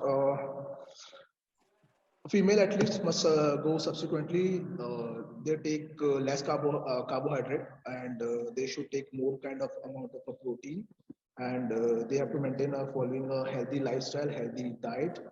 And female athletes are more prone to disease like osteoporosis and cardiovascular system. So to keep that system intact, they have to work out regularly, so that their breast cancer and other diseases are also at minimum level if they balance their diet and they regularly do their exercise also. Nutrition helps to keep the athletes to treat muscle injuries, and some key nutrients for bone health are phosphorus, magnesium, protein, vitamin D, potassium, fluoride, and other nutrients are vitamin K, zinc, and vitamin C. It is observed in a study that there is a weak association between higher nutrition knowledge and dietary intake within the women athletes. Body composition and perceptions of dietary requirement. Athletes must have specific requirements of dietary supplements. These supplements enhance their performance as well as play a very essential role in fulfilling their physical training demands. Means training is very much necessary, and as well as the dietary supplements. Some of the dietary supplements like the energy means carbohydrate, they should take 1284 plus minus 600 kilocalories per day, 178 plus minus 94 grams per day of carbohydrate, and protein 31.4 plus minus 29 grams per day, and fat 27.9 grams plus minus 18 grams per day. These requirements are observed. These are very, they have to do it. Exercise induced amenorrhea. Now what is amenorrhea? Amenorrhea means the irregularities in menstrual cycle. So while doing the exercises, some female athletes experiences amenorrhea because of doing hard work and hard exercises. Means if they are not following the proper training regime, there can be they are much prone to this getting this amenorrhea disease.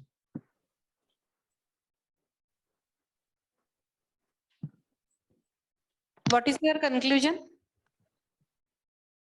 Go to conclusion. Yes, my conclusion is there are obvious challenges in getting proper nutrition knowledge, but nutrition literacy is an integral part of advanced healthcare objectives. For any athlete, proper funding and sports management from government and appointment of health advisors and experts who will counsel women athletes at times of their emotional breakdown. They can overcome those challenges faced by women athletes. Physical education are also embedded in our school curriculum to overcome nutrient literacy, and so that these budding athletes will not get sport and they might have proper knowledge about the health and training. The studies on nutrition and their importance on health practice are conducted in foreign countries. So in India, it must also be initiated. Thank you. Okay. I have Any question? Yeah, I have few questions. Go to your dietary requirement slide. Just show that slide where you have written the requirements for carbohydrate, fats, and proteins. Okay, so yes, so from where you have taken these requirements? Yes, ma'am. One second, I'm showing you. See, these requirements are totally wrong. Okay, because only the 12,000 kilocalorie diet is given for the grossly obese patient. Okay, so they are athletes and they need more energy. And the basic requirement for the sedentary women, is more than 1700 kilocalories. So whatever you have given the energy requirements, they are wrong.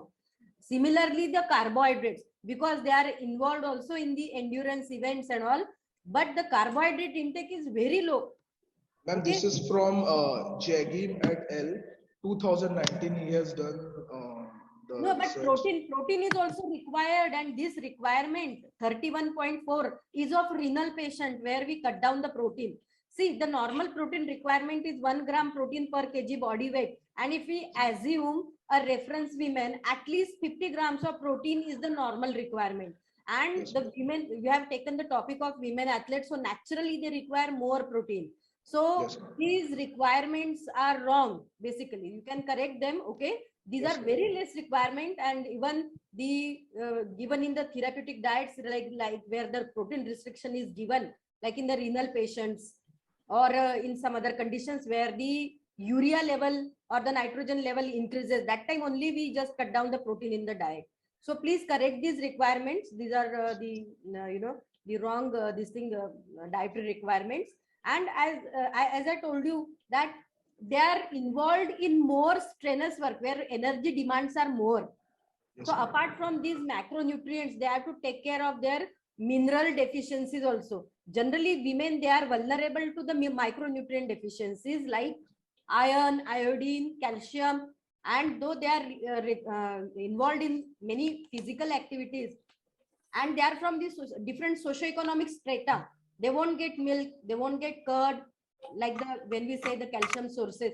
So, this topic is really needed, but we need to go to the field, we need to get the data, and then we can give the solutions to the women athletes. This is what the thing. In the last conclusion point, we have written that experts are needed because there is no source for the right information. You have written.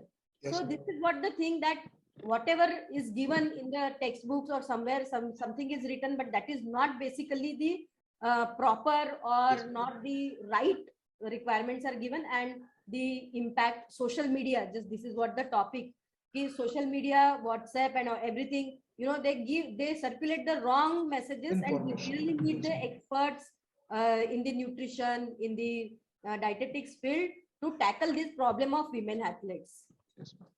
Okay. Thank you, madam. Thank you so much for your remark. Now I request to present Rupam Bhattacharya. His topic is obstacles to implementing technology in women's health. Amit, please. Yes, ma'am. Yes. Yes. Done. Please mute yourself. And Rupam Bhattacharya is there.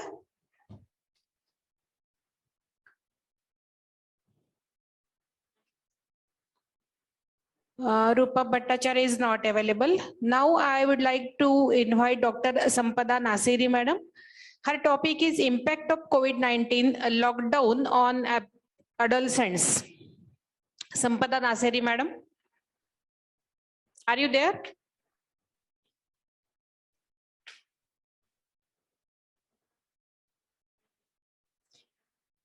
She is also not available. Dr. Mrunalini Valoikar. Importance of sport nutrition.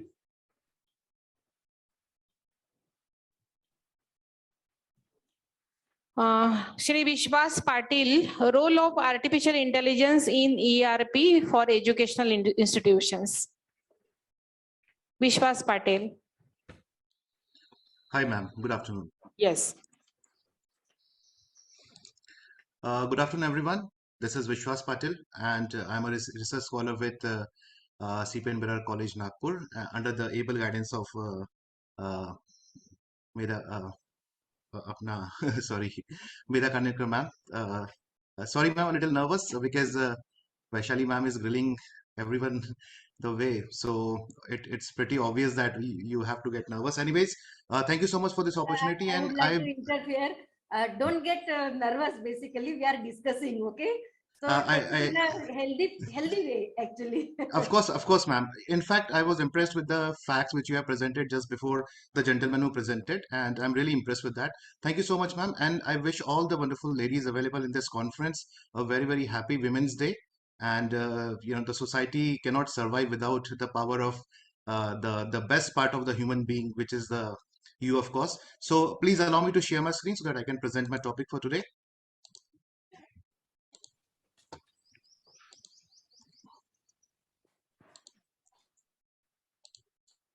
All right, please confirm me if you can see my presentation screen. Yes, go ahead. Wonderful. Thank you so much. All right. So the topic of my presentation today is the role of artificial intelligence, that is popularly known as AI in the ERP, which is the Enterprise Resource Planning for Education Institutions. The reason why I chose this topic because it is a little closer to the synopsis which I submitted for my PhD. And also I had some sort of exposure with ERP. So I thought that I can do a little justice with this particular topic.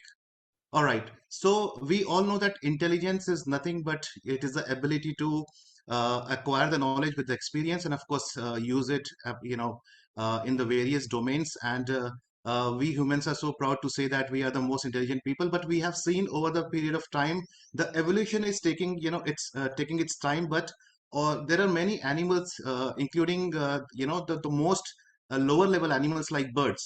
Don't judge me when I'm saying animals. I'm just looking at the table of the intelligence.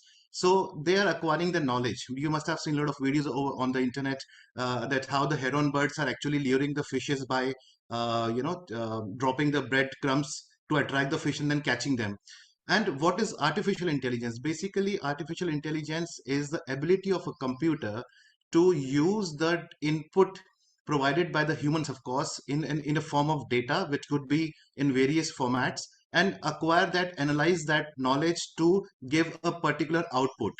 So the artificial intelligence is broadly used in almost every sector of life, which we can easily witness in the in all the presentations given over here, including the nutrition and everything. Now we all are aware of. Maybe we are not sure that this is where the artificial intelligence is being used, but it is everywhere, widespread.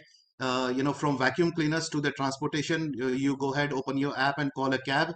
Artificial intelligence is being used to analyze where you are exactly, where exactly is your location, and you can interpret that. We all have more smartphones. Alexa is there, Google Voice Search is there, and we all are aware of the fact that the self-driving vehicle, or the driverless vehicles, are no more science fiction. It has become a reality. It is there in form of the police car is also being used. Uh, Self-driving cars in Dubai, and Tesla is actively making driverless cars all over. It's been almost 5 to 6 years. They have already into the serial production and been exported to many countries. So the artificial intelligence, that is the computer machines learn the language and they go ahead and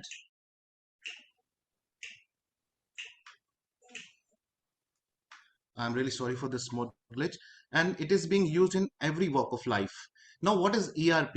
ERP is basically, in very layman or simple language, is the software that organizes and streamline a particular business.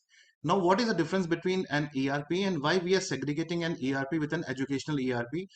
Education ERP is extremely dynamic, because what happens, for example, if you call a call center, for example, if you're having a Idea or a Vodafone, if you're facing a problem, you call them. So they're also the executives who pick up your call and answer you. Okay, thank you for calling, Miss Vaishali.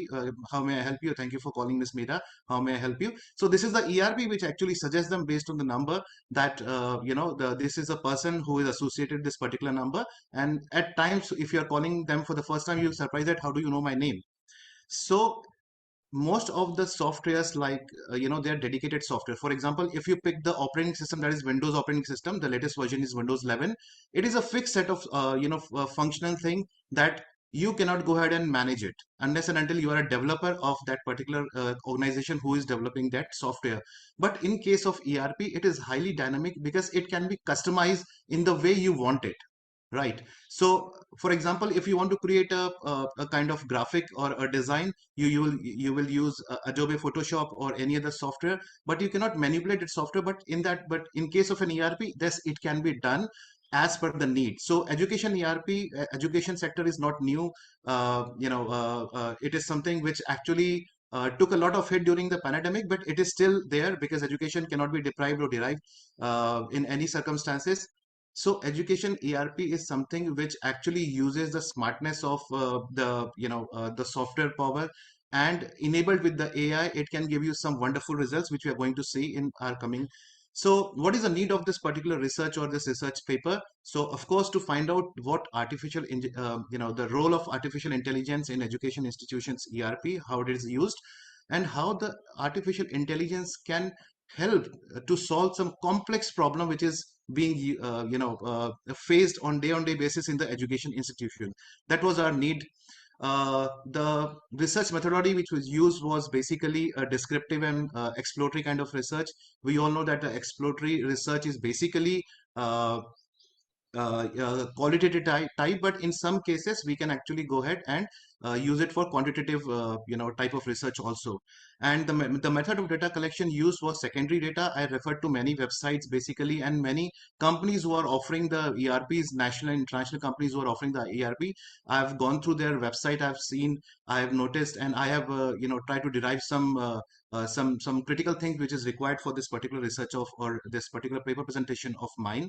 And of course, I have already subscribed many blogs and articles for such companies, since, as I said earlier, that I'm already, this is also my research topic, the comparison of the schools who are using the ERP and those who are not using the ERP. All right. So examples of Please, artificial intelligence. sorry for the interruption. Please give your objectives and conclusions. Sure, ma'am. Ma'am, actually, the conclusion is that ERP is is really the software to manage streamlining any business. I just want to give you a very small example just to show you the role of intelligence, artificial intelligence in ERP. Many a times, many ERP in the school, they have a feature called examination module. So they conduct the examination, but most of the time, 99.9% of the time, this examination module consists of only multiple choice type of questions, and there is always a lack of descriptive kind of question. So now artificial intelligence can actually help you to analyze the descriptive kind of questions being answered by the student in many ways. And one of the way could be the keyword, which the keyword research, and it can actually help you to automate the paper checking and evaluating the examination, the question paper, and giving the marks also.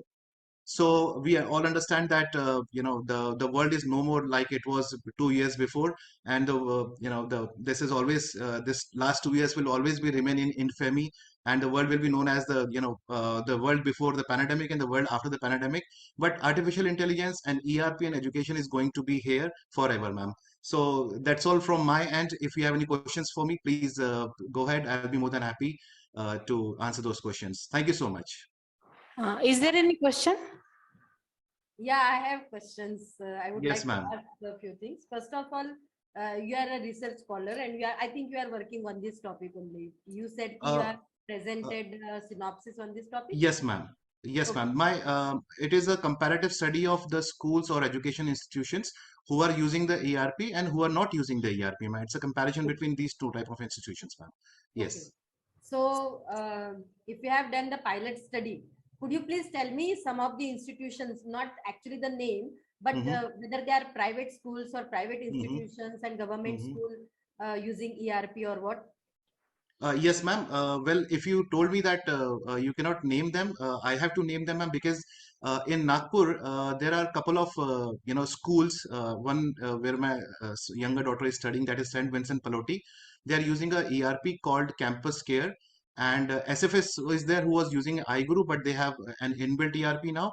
And there are few college schools like DPS, ma'am. Not DPS. Delhi Public School is not using the ERP as if now. They do not have any such system. They are just using the conventional way. But as far as my knowledge is concerned, they are working on it, ma'am. The colleges are What will be the concerned, yes. costing for this ERP?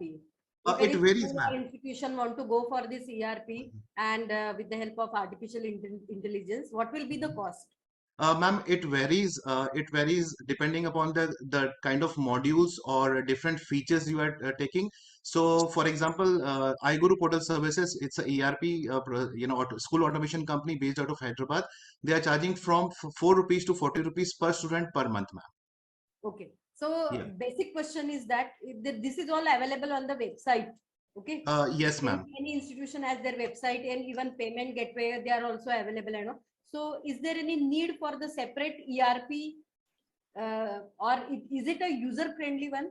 Yes, ma'am, of course. ERP is there to streamline the business, ma'am. It is user friendly because if, I was reading one of the comment that even if you're not a technical person, not from a very good technical background, with a simple 2 or 3 days training and a little practice, you can actually operate the ERP for your school, ma'am.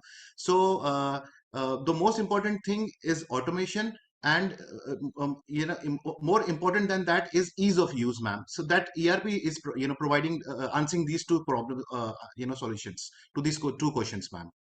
Yeah, the last one, you have not given the objectives and your methodology is also incomplete. So who will be your subjects to collect this data? Ma'am, all the schools who are using the ERP and schools who are not using the ERP, but somehow they have some exposure. Maybe some companies might have approached them, but they have not. They are not using it. It could be multiple factors, maybe cost, maybe not adequately, not having the brick and mortar, and that is the infrastructure of the to handle the ERP or something like that. So these kind of schools who are using it and who are not using it will be my, my data points, ma'am. And what about your insight on rural schools regarding this ERP? Ma'am, it has limited capabilities, ma'am. Just like I said that ERP is dynamic. These are learning management system. We cannot call them ERP, ma'am. ERP is completely different. It is 100% dynamic. For example, you cannot go ahead and change the Google form, right? You have to use the features which they are providing to you. But if you approach a ERP company, be it like MyEduboard and if you ask them that we want this feature in this particular way and it should generate the report in this way only, they will go ahead and do it for you, ma'am. Okay. Yeah. Yeah. Thank you. Thank you so much, ma'am. Thank you. Thank you. Very good presentation, Vishwas sir. Now I would like to invite Dr. Vandana Gade madam. Vandana Gade madam. Yeah. Ma'am, can I share my screen? Yeah. Please share. Please share. Yeah.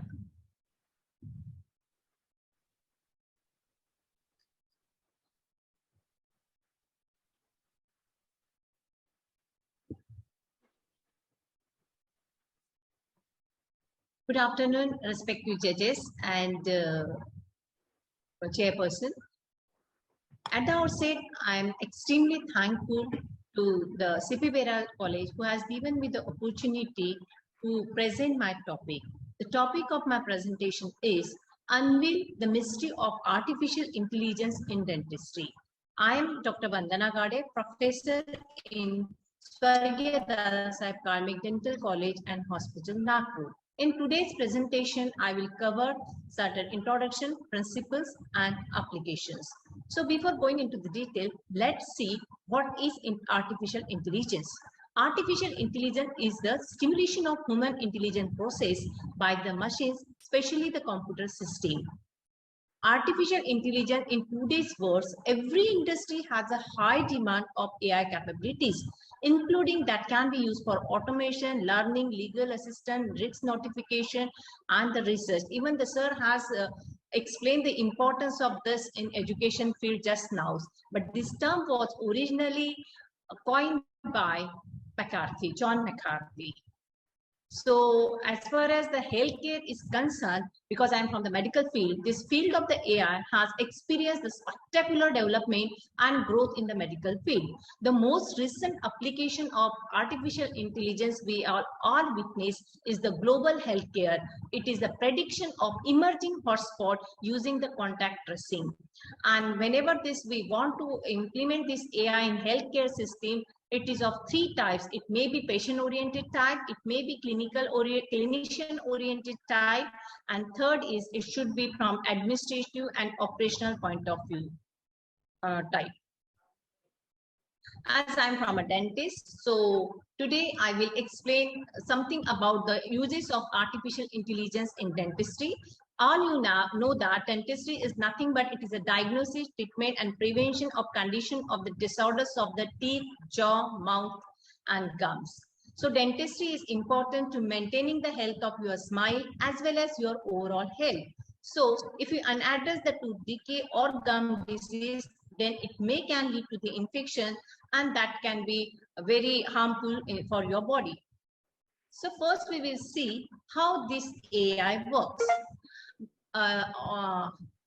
Artificial intelligence works by combining the large amount of data with the processing and intelligent algorithms. So this allowing the software to learn automatically from the patterns or the features in the data.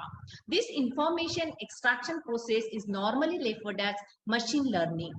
And deep learning is a sub-branch of medical machine learning, where in system attempt to learn not only a pattern, but also hierarchy of the composable patterns that build on each other.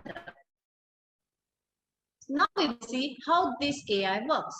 An extremely popular class of deep learning algorithm is an artificial neural network, that is ANN, which composed of many small communicating units, that is the neurons, which are organized in layers in medicine and dentistry.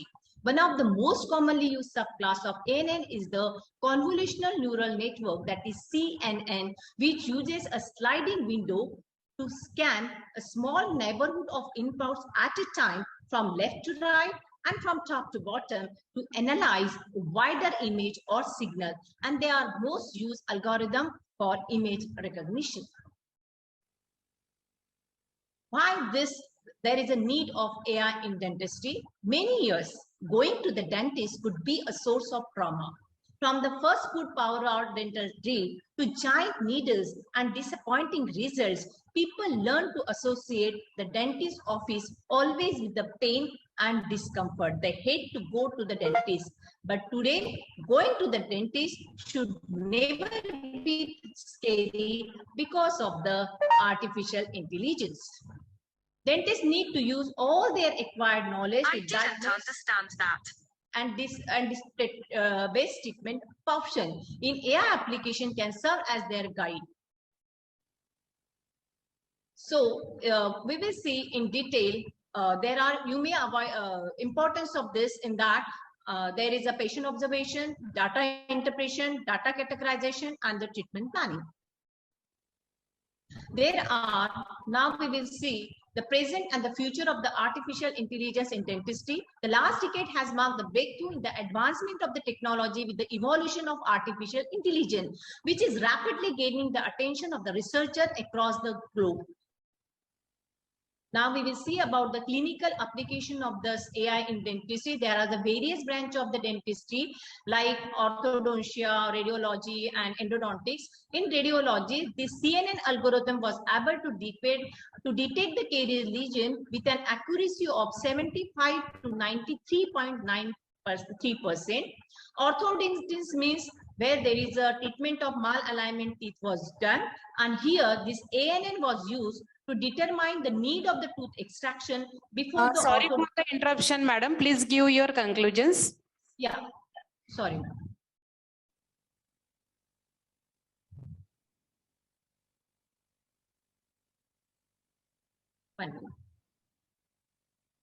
Although the multiple studies have shown the potential application of AI in dentistry, these systems are far being able to replace the dental professions rather than the use of the AI should be viewed as a complementary asset to assist the dentist as well as the specialists. It is crucial to ensure that the AI is integrated in a safe and the controlled manner to assure that humans retain the ability to direct the treatment and make the informed decision in dentistry. So it is like a boon in a near future.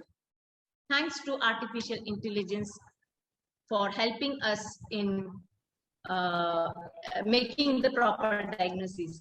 Thank you. Thank you. Thank you so much, madam. Madam, any question? Yeah, I would like to ask Dr. Vandana Gade, madam, that how widely this artificial intelligence is used nowadays in your practice? Ma'am, actually, I'm an endodontist, means root canal expert. So nowadays, the research is going on. In future, robot will be do the root canal treatment. In USA and foreign countries, is already started. But since we are a developing countries, so within new 10 years, no wonder that robots will be do our root canal treatment. Okay. The next question is, which branch of dentistry is more demanding artificial intelligence? Is it? There is a special brand that is called a prosthetic dentistry. In that, we are using a CAD/CAM, that is a computer-aided designing and computer-aided machine, and the digital impression is there. Anyone who are visited to dentist, they might seen that the dentist used to take the impression, and then that test of that impression is very ugly, and it is a very messy procedure. But nowadays we have a scanner, so we just have to put the probe into the mouth, and then entire thing is recorded. And nowadays in Nagpur, 7 to 8 dentists having that scanner in their own clinic. Okay, okay. So this is something new information to us. Thank you so much. Thank you. Thank you so much. Thank you, madam. Thank you so much. Now, next presenter is Mridmay Kanetkar, and her topic is Women Health Care in COVID-19.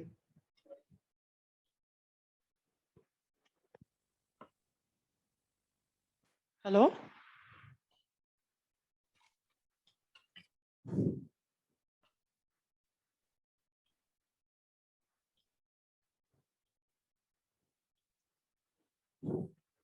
Good afternoon, Vaishali ma'am. Good afternoon to all the participants present here. Myself, Mridmay Kanetkar, and I am going to present today the topic of women healthcare in COVID-19. So what is women's health? Let us see. It refers to the branch of medicine that focuses on treatment and diagnosis of diseases and conditions that affect a women's physical and emotional well-being. So why is women's health important? As we see that the women with poor health are more likely to give birth to low-weight infants. They are also less likely to able to provide food and adequate care to their children. A woman's health affects the household economic well-being of the family, as well as the women with the poor health will be less productive in labor force. Next slide. Next. Next. Yeah.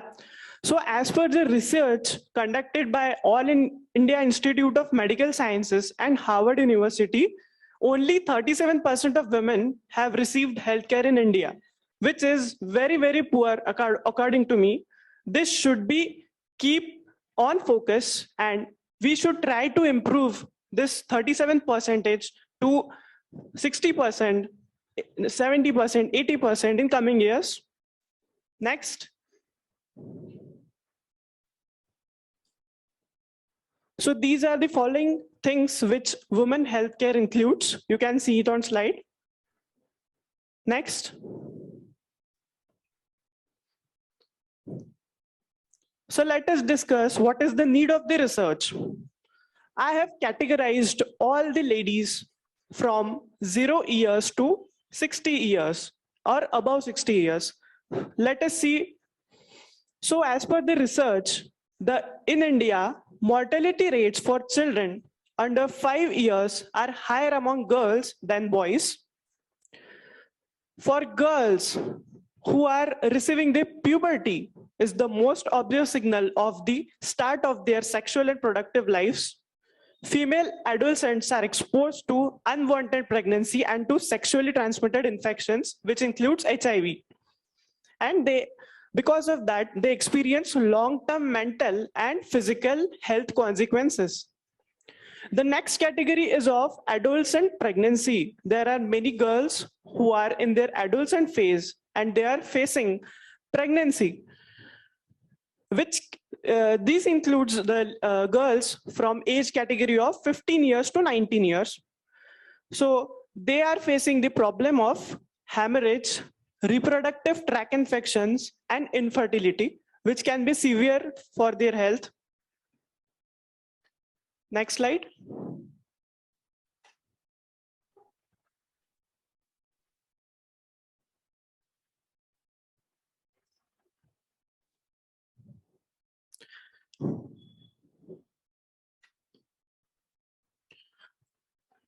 Next category is of women of reproductive age. This age is before occurring adulthood, means before 18 years, which can be 16, 17, which we can say. They are facing the problems of HIV, which has increased the risk of illness. Next, I have categorized the ladies who are adults, means above 18 years. So adult women are facing the challenges of chronic diseases like mental health, injuries, and violence, which is a basic issue. The last stage which I have included is women over 60 years or who have just received 60 years. They are facing the problem of heart diseases, stroke, and chronic obstructive pulmonary disease.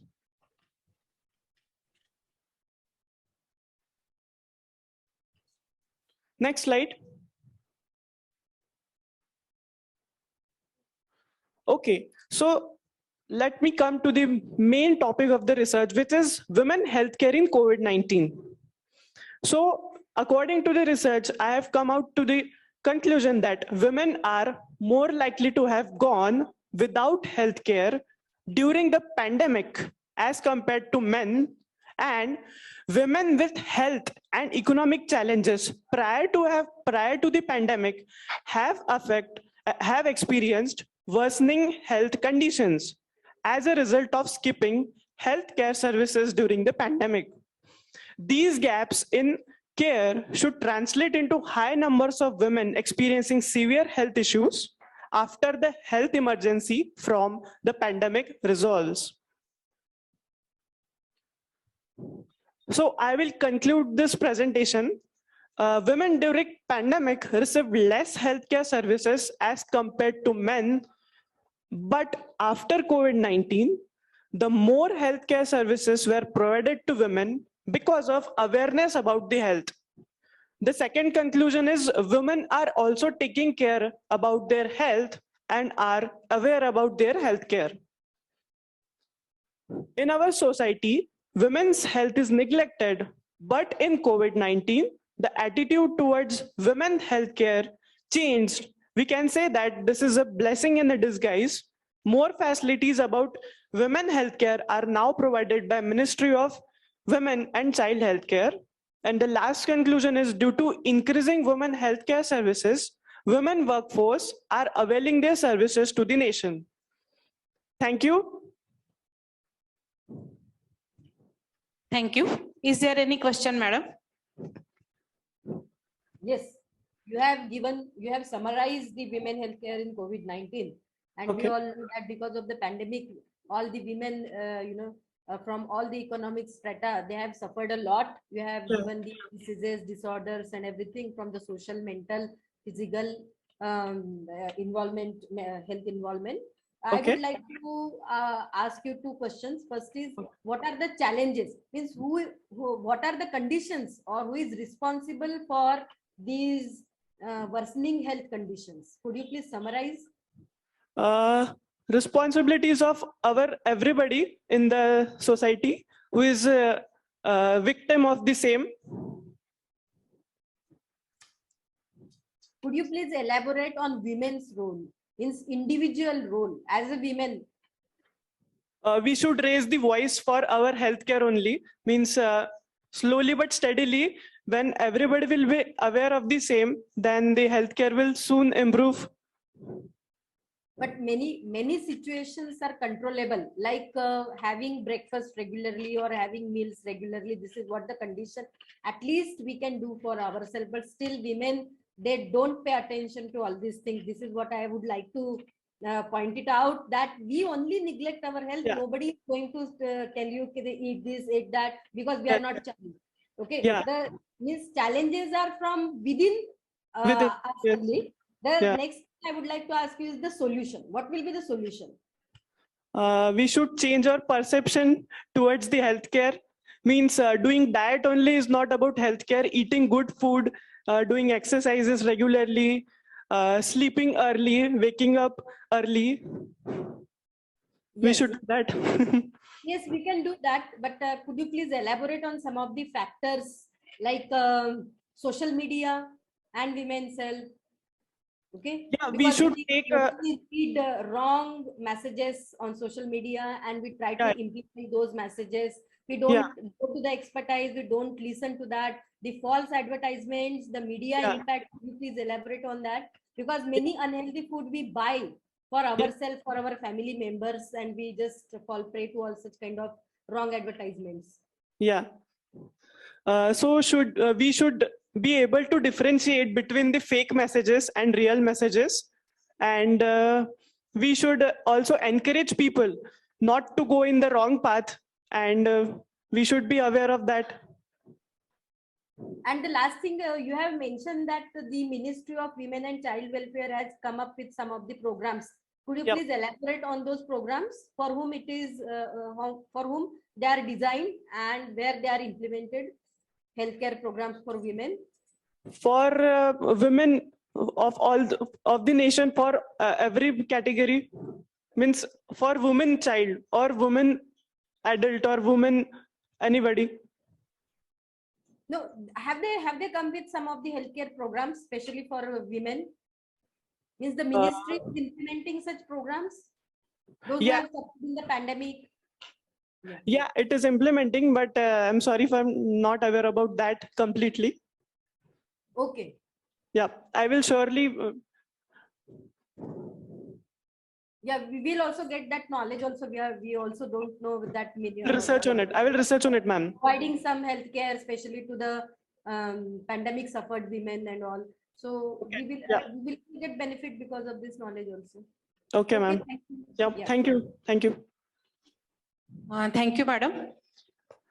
Thank you, Mrinmay, for the nice presentation.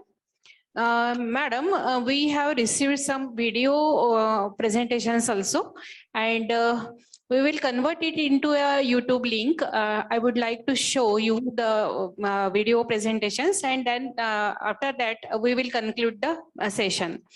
So I request organizer to please connect YouTube link on the Zoom media. Yeah. Okay. Madam, there is one presenter. I think the first presenter, Mr. Rahul. Yes. Rahul Kale, are you there? Rahul, are you there? Are you able to present your presentation?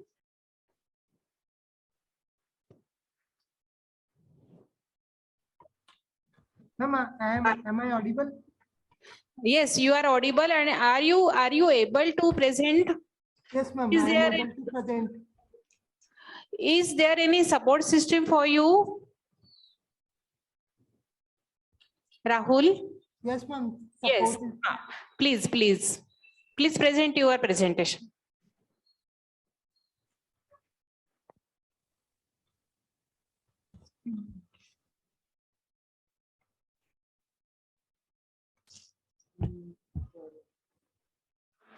Rahul, it is visible.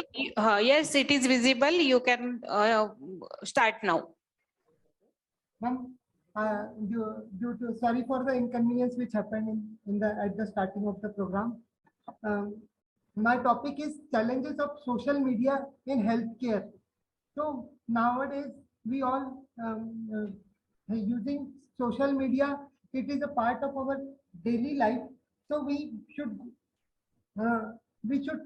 facing both, watching both merits and demerits of the social media, because what happens whenever we use a thing in a limit, it plays it gives us the positive impact. But when we start using it in excessive way, it gives it a negative impact. So as the title suggests, the word challenges. So I am here to discuss the challenges of the social media. Social media is the blend of technology for interaction. It's an assist.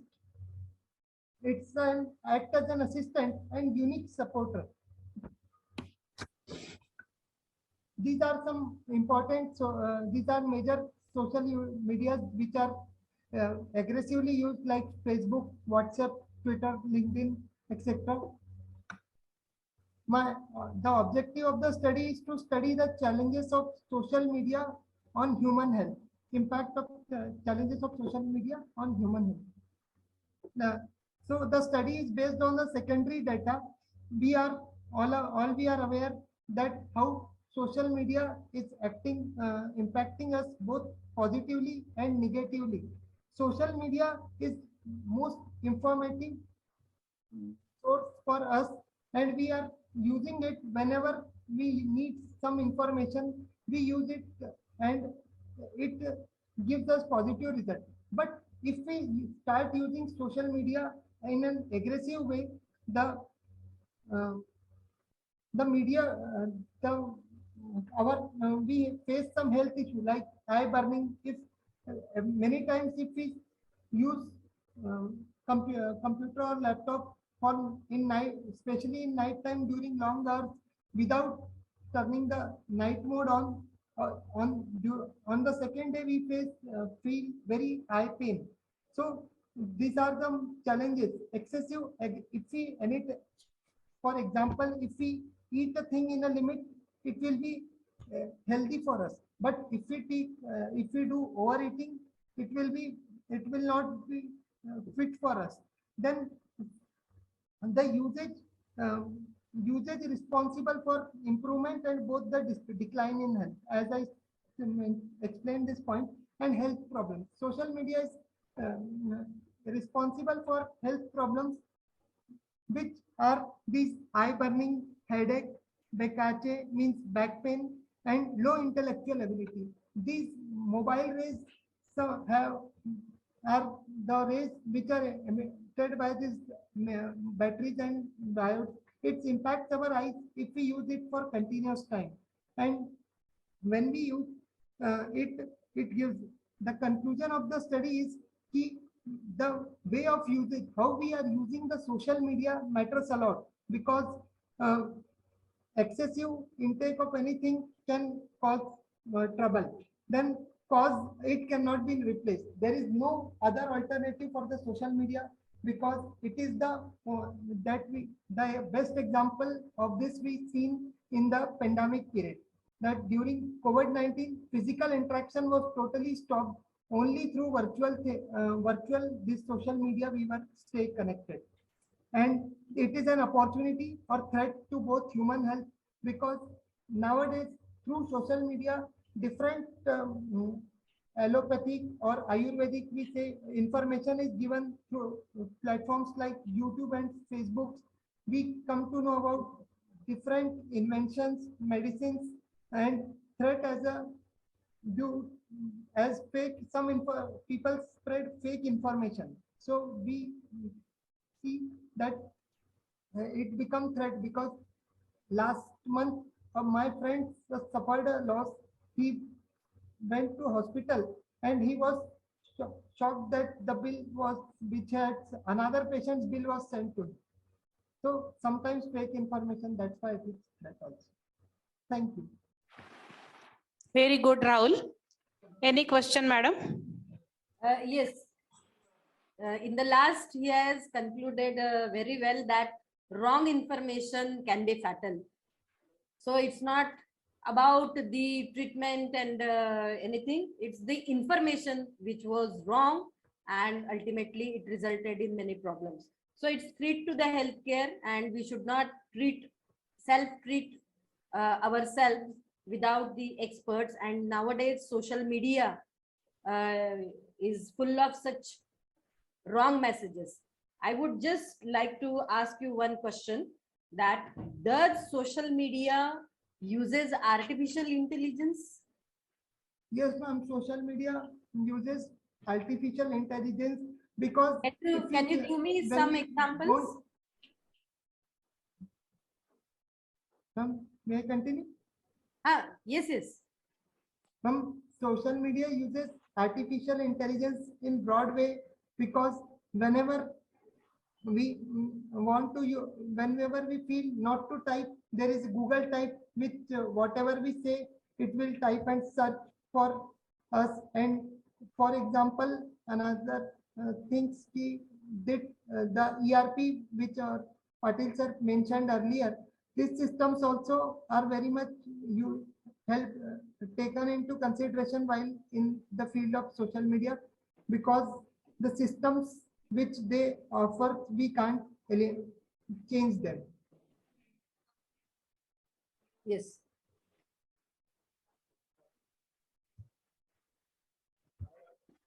Thank you so much. Thank you. Now I request to please show the video presentations.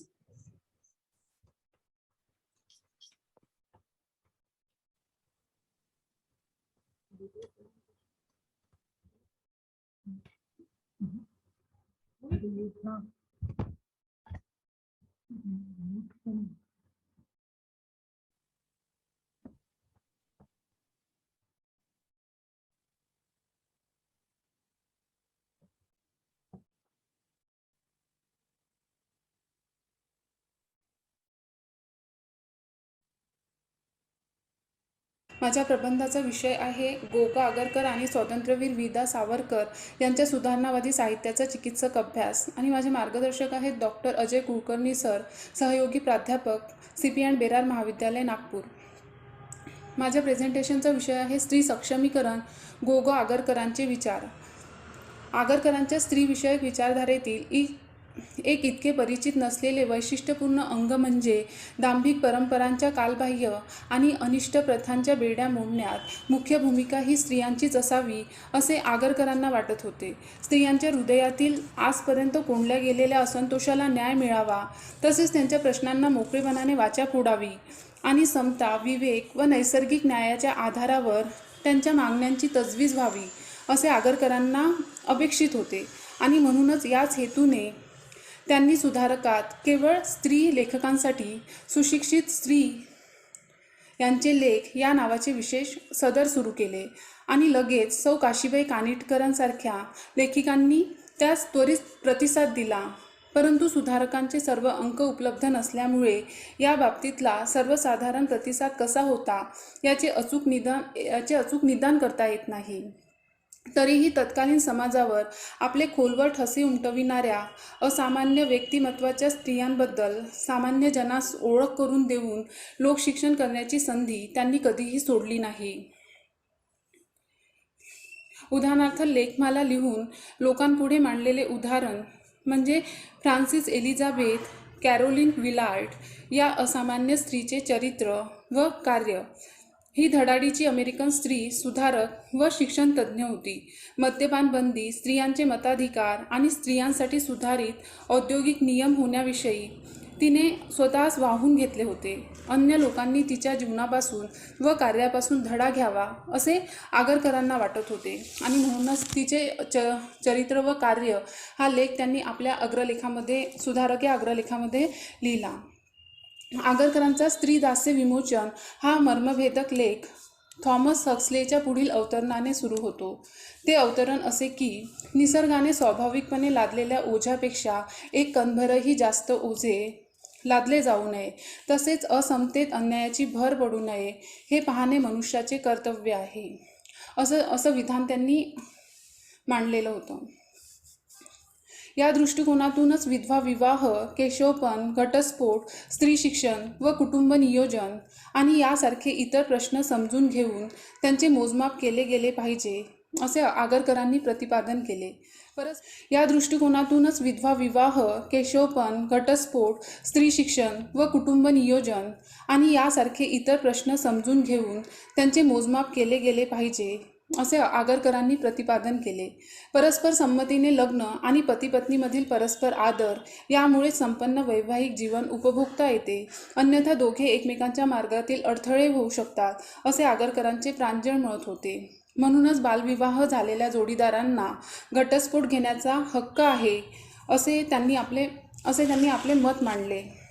त्यानंतर स्त्री शिक्षणाच्या बाबत स्त्रियांनी शिक्षण घेतल्यामुळे त्यांची बौद्धिक पातळी उंचावून त्यांच्या मनात न्याय व सन्मान यांची भावना निर्माण करूनच मुक्ती साधता येईल. स्त्री शिक्षणाने मुलामुलींच्या लग्नाचे वय वाढेल, लग्नात संमती तत्वाचे अवलंबन होईल आणि भारतीय लोकसंख्येचा अर्धा भाग असलेल्या स्त्री वर्गाच्या बौद्धिक शक्तीचा योग्य उपयोग करून घेता येईल. स्त्रियांनी उच्च शिक्षण घ्यावे इतकेच नव्हे तर पुरुषांसारखे स्वतंत्र व्यवसाय त्यांनी करावेत. त्याचप्रमाणे बालविवाह हा स्त्री शिक्षणातील प्रमुख अडथळा असल्याने विवाह संस्थेत आमूलाग्र बदल झाले पाहिजेत. यासाठी संपूर्ण शिक्षण होईपर्यंत मुलीचे लग्न करू नये अथवा तिच्या सासरच्या लोकांनी तिचे शिक्षण होईपर्यंत तिला मातृत्वाच्या जबाबदारीत जखडू नये, असे मत त्यांनी व्यक्त केले. अशा प्रकारे स्त्रियांना सक्षम करण्यासाठी व समाजातील लोकांची स्त्रियांबद्दलची मानसिकता बदलवण्यासाठी त्यांनी प्रयत्नांची पराकाष्ठा केली. आपले विचार त्यांनी महाराष्ट्राच्या कानाकोपऱ्यापर्यंत आपल्या लेखाद्वारे पोहोचविले. धन्यवाद.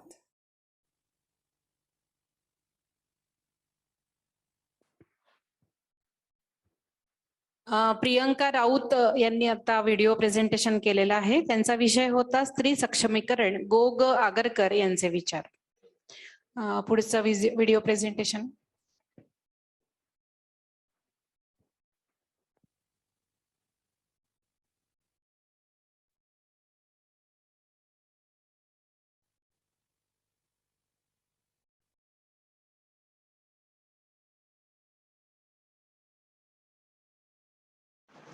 Good afternoon, respected chairperson, all dignitaries and all my colleagues. I am Professor Anjali Barde from SK Goenka Mahavidyalay, Karanjalad.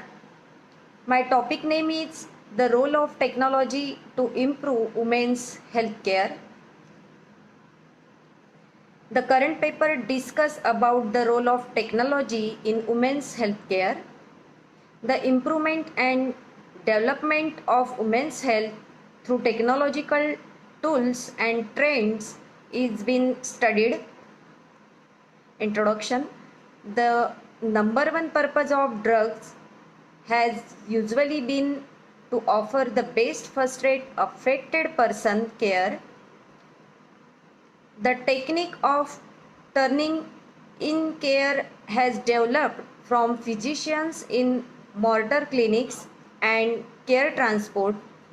For these different strategies are discovered.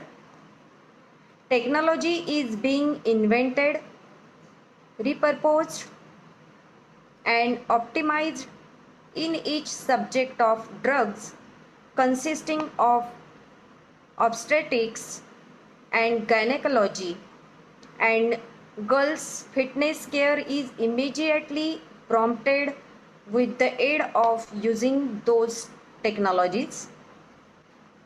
Role of technology in women's healthcare. Electronics and technological tools are used for the healthcare and treatment. Electronic fitness information EHRs are digitalized databases of affected person notes, goal measurements, for example, height, weight, essential signs, etc., laboratory assessments, images, and different fitness associated information, all centrally saved and available from the internet. Implementation of EHRS has been big due to the fact maximum coverage companies consisting of Medicare and Medicaid mandate the uses of digital information for companies to get hold of complete compensation. The conclusion is the development of generation holds the promise of good-sized effect with inside the realm of women's fitness. Mobile generation and telemedicine can doubtlessly permit for fewer individual health center visits for wholesome patients, improving the accessibility of fitness care. Simulations and video assisted comments can assist trainees broaden talent in uncommon illnesses and situations. Improvements in surgical generation could make methods as soon as concept to be operable handiest through open surgical treatment. However, strong and reproducible records are wanted as new technology is delivered in women's fitness. Thank you. Next video, please. This video is presented by Professor Anjali Barde. Her topic is role of technology to improve women's health. Next, please. Good morning, respected dignitaries and research scholars. I am Ajinkya Deshpande, working as Assistant Professor in R.S. Mundle Dharampet Arts and Commerce College. My topic for the research work is artificial intelligence need and challenges in post-COVID-19 pandemic scenario. The objectives of my research is to understand the concept of artificial intelligence, to study the need of artificial intelligence, especially in post-COVID scenario, to know the challenges of artificial intelligence in Indian context. First, what is artificial intelligence? Now, artificial intelligence is a wide-ranging branch of computer science which deals with building smart machines or equipment or some kinds of parts capable of performing tasks that typically require human intelligence. Now, what is the future need of artificial intelligence, particularly in COVID-19 scenario? First need of this artificial intelligence is in the field of healthcare. Particularly in healthcare, the scope of artificial intelligence is very wide. For example, in the field of early detection of cancers or operations performed by sophisticated robots, such kind of things can be done by some equipment that equipped with artificial intelligence. So in healthcare, particularly in rural areas where specialized doctors are not available in such rural areas, the use of artificial intelligence is very useful, is very important. Health, apart from health care, artificial intelligence is very useful in the field of defense, border security, for example, patrolling in high risk areas, for example, very significant, very huge amount of our soldiers lost their life in due to extreme temperatures, extreme low temperature, for example in Siachen and such areas where sometimes the temperature goes beyond minus 30 degrees. So in such areas AI is very useful. Some robots or some machines that can work as human in such areas, that will be very useful, particularly in saving the life of soldiers. AI is also useful in the field of agriculture. For example, how the pesticides can be used in the field of storage and in various areas. particularly in our country, which is hugely largely based on agriculture. In the field of education also, artificial intelligence is quite useful. For example, building some softwares or some programs that particularly use in teaching learning process. AI is especially useful for the women's, particularly in home appliances, where some sensor based machines can be equipped for cleaning or for automatic on or off of ACs or electronic gadgets, cleaning and hygiene. Such kind of work can be done by AI equipped machines. In the field of transportation also, artificial intelligence is very useful, particularly the cars or vehicles which can run without drivers, or some kind of signaling technology which can ease the problems of traffic jams or such things. In the field of research, in almost all the fields, areas of research, artificial intelligence is very useful, particularly in space research, pharma research. Artificial intelligence is very crucial in developing some big breakthroughs. In manufacturing area, already artificial intelligence is in use. In manufacturing sector also, artificial intelligence is very important and useful, will be very useful in future. In banking and insurance also, AI equipped machines are very useful. For example, in if we see the banking, some kinds of kiosk like passbook printing machines or some deposit machines, or in insurance also some kind of softwares or some kinds of machines for automatic settlements of claims. Such kinds of things are very useful in the field of insurance. Now,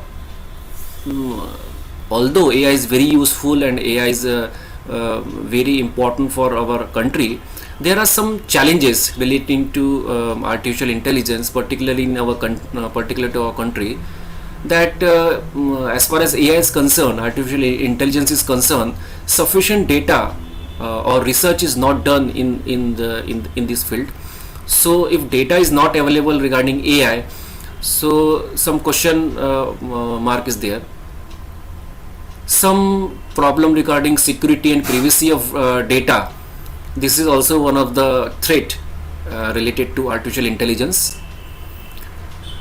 Some experts say that due to artificial intelligence, job opportunity may be reduced in future, but there is equal opportunity that new job may be created due to artificial intelligence.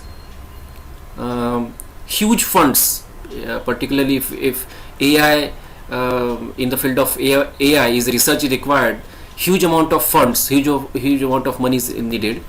And for particularly in our country, sometimes it is not possible to invest such a huge amount. It may not be useful in our country because the population is quite high. So why we need machines which can work instead of humans? So some critics say that for our country, lots of people are available. So why machines are why the machines which work like a human being is required?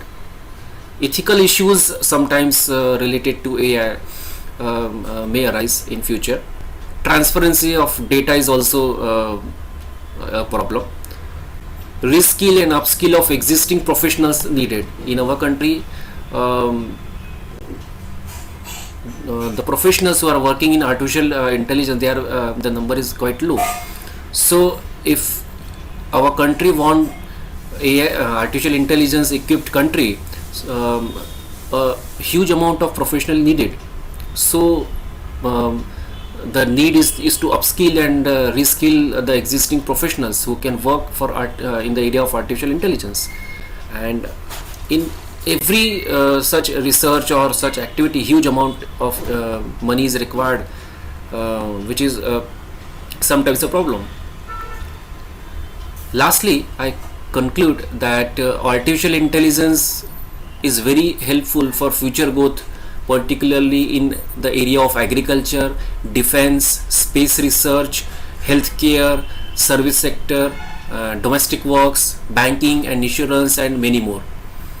Artificial intelligence have to potential to improve the lifestyle of particularly women by easing their work life, both at workplace and also at homes. Thank you very much. मी प्राध्यापक दीपक महाजन, यशवंत महाविद्यालय वर्धा. माझा सर्वांना नमस्कार. विषय आहेत कोल्हाट्याचा पोरमधील स्त्री आरोग्यविषयक चर्चा. कोल्हाट्याच्या पोरची आई म्हणजेच शांताबाई कोंडीबा काळे, दिसायला अतिशय सुंदर, 7वी पर्यंतचे शिक्षण पूर्ण केलेली. तिला शिक्षिका व्हायचे होते, परंतु बापाच्या अट्टहासामुळे ते होता आले नाहीत. शेवटी बापाने तिला जलसा पार्टीत सहभागी केले. समाजातील अनेक प्रतिष्ठित श्रीमंताशी तिच्या संभोगाचा सौदा केला. त्यातूनच तिला 2 मुले झाली. पैकी एक किशोर शांताबाई काळे. आपल्या मुलाचे MBBSचे शिक्षण पूर्ण करण्याकरिता तिला कबाड कष्ट सहन करावे लागले. जलसा पार्टीमध्ये रात्रभर काम करणे आणि दिवसा झोप घेणे हा तिचा नित्यक्रम बनला. प्रसंगी तिला उपासमार देखील त्या ठिकाणी सहन करावी लागली. सुरुवातीला या गोष्टीचा तिला त्रास होत नव्हता, परंतु कालांतराने मात्र या सर्व गोष्टीचा तिच्या आरोग्यावर परिणाम झालेला दिसतो आणि आरोग्यविषयक अनेक नवीन समस्या तिच्या पुढे उभ्या झालेल्या आपल्याला दिसतात. एकूणच मराठी साहित्यातील भटक्या विमुक्त स्वकथनांचा अभ्यास केला असता आपल्याला असे दिसून येते की स्त्रिया पुरुषांच्या बरोबरीने दिवसरात्र काम करते, कबाड कष्ट करते, परंतु मात्र त्यांना समाजामध्ये कुठलाही मानसन्मान त्या ठिकाणी मिळत नाहीत. दिवसभर काम करणे, रात्री नवरा दारू पिऊन घरी आला की मारहाण सहन करणे हे त्यांच्या वाट्याला आलेल्या दिसते. भटक्या समाजातील जात पंचायतीद्वारे देखील स्त्रियांवर अन्याय अत्याचार होत असलेला आपण पाहतो. स्त्रियांच्या बाजूने न्याय मिळेल याची अपेक्षा त्या ठिकाणी नसते. एकूणच अलीकडच्या काळामध्ये कोरोना महामारीचे संकट उभे झालेले होते. या कोरोना महामारीच्या काळामध्ये भटक्या विमुक्त समाजाचे भटकंती बंद झालेली होती. हाताला काम मिळत नव्हते. अशा परिस्थितीमध्ये उपासमार सहन करावी लागली. या महामारीमध्ये अनेक स्त्रियांचा बळी गेलेला देखील आपल्याला दिसते. पर्यायाने त्यांच्या आरोग्यावर या सर्व गोष्टीचा परिणाम होऊन आरोग्यविषयक अनेक समस्या त्यांच्या पुढे त्या ठिकाणी उभ्या झालेल्या दिसतात. धन्यवाद. Good afternoon, everyone. I am Subantwacha Sundar and Dr. Nirja Upadhyay presenting our research paper on critical evaluation of online healthcare services and its significance for patients and professionals. As a part of its social and financial asset, India wants to build a strong healthcare services infrastructure. This is only achievable if the Indian government provides so open and equal access to all forms of healthcare citizens. Nowadays, social media is a common platform for all. Everyone is rushing to use that particular platform. Then why patients and physicians or doctors should be in a part of this? Now, during a pandemic, many doctors and patients were trying to use, and they use this particular platform to connect with each other. Now, everything is available on social media.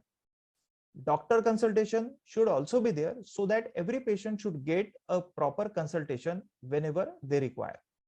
Using a e-well-being framework, anyone can pick into the data and vital information for others. Now, social media applications are low-cost advertising tools that aid in network construction, rapid data dissemination, and as a result, public confidence and certainty. When we look from the point of view of doctors also, they can do their good advertising. Those who are having expertise, they can publish their expertise, they can advertise their expertise. Those who can get a good consultation of such doctors. Now, every doctor cannot reach to a patient, and every patient cannot reach to a doctor or expert doctor. So social media can be a good tool to reach each other. Now, we have done a vast literature review on this. We failed to get any literature review which is or any research paper which is published in India or by Indian author. So mostly we got the authors which are foreign authors, but every foreign author were focusing on the study for the process, basically, that how patient and physicians can connect with each other, or what government should design, or what kind of policy government should design so that patient and the physician or the doctor can connect with each other. There are so many platforms which are available, but we have limited our study to few platforms. Now, the basic objective of this study to determine the motivation for patients' use of social media for health-related issues, to determine why doctors use social media to discuss health-related concerns, to identify the challenges that patients have while using social media for health-related issues, to identify the challenges that physicians confront while using social media to discuss health-related problems.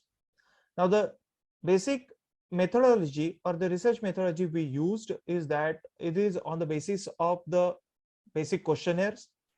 The questionnaire were circulated in Vidarbha area from general population and the healthcare professional from medium to upper classes. Around 200 samples we have collected. The patients' age were ranging from 20 to 50, and health professionals were age ranging from 25 to 66. And basically, the respondents which we got, they were using the social media platforms like Facebook, Twitter, LinkedIn, and YouTube. The 5-point Likert scale were used, 1 indicating strong disagreement and 5 indicating strong agreement.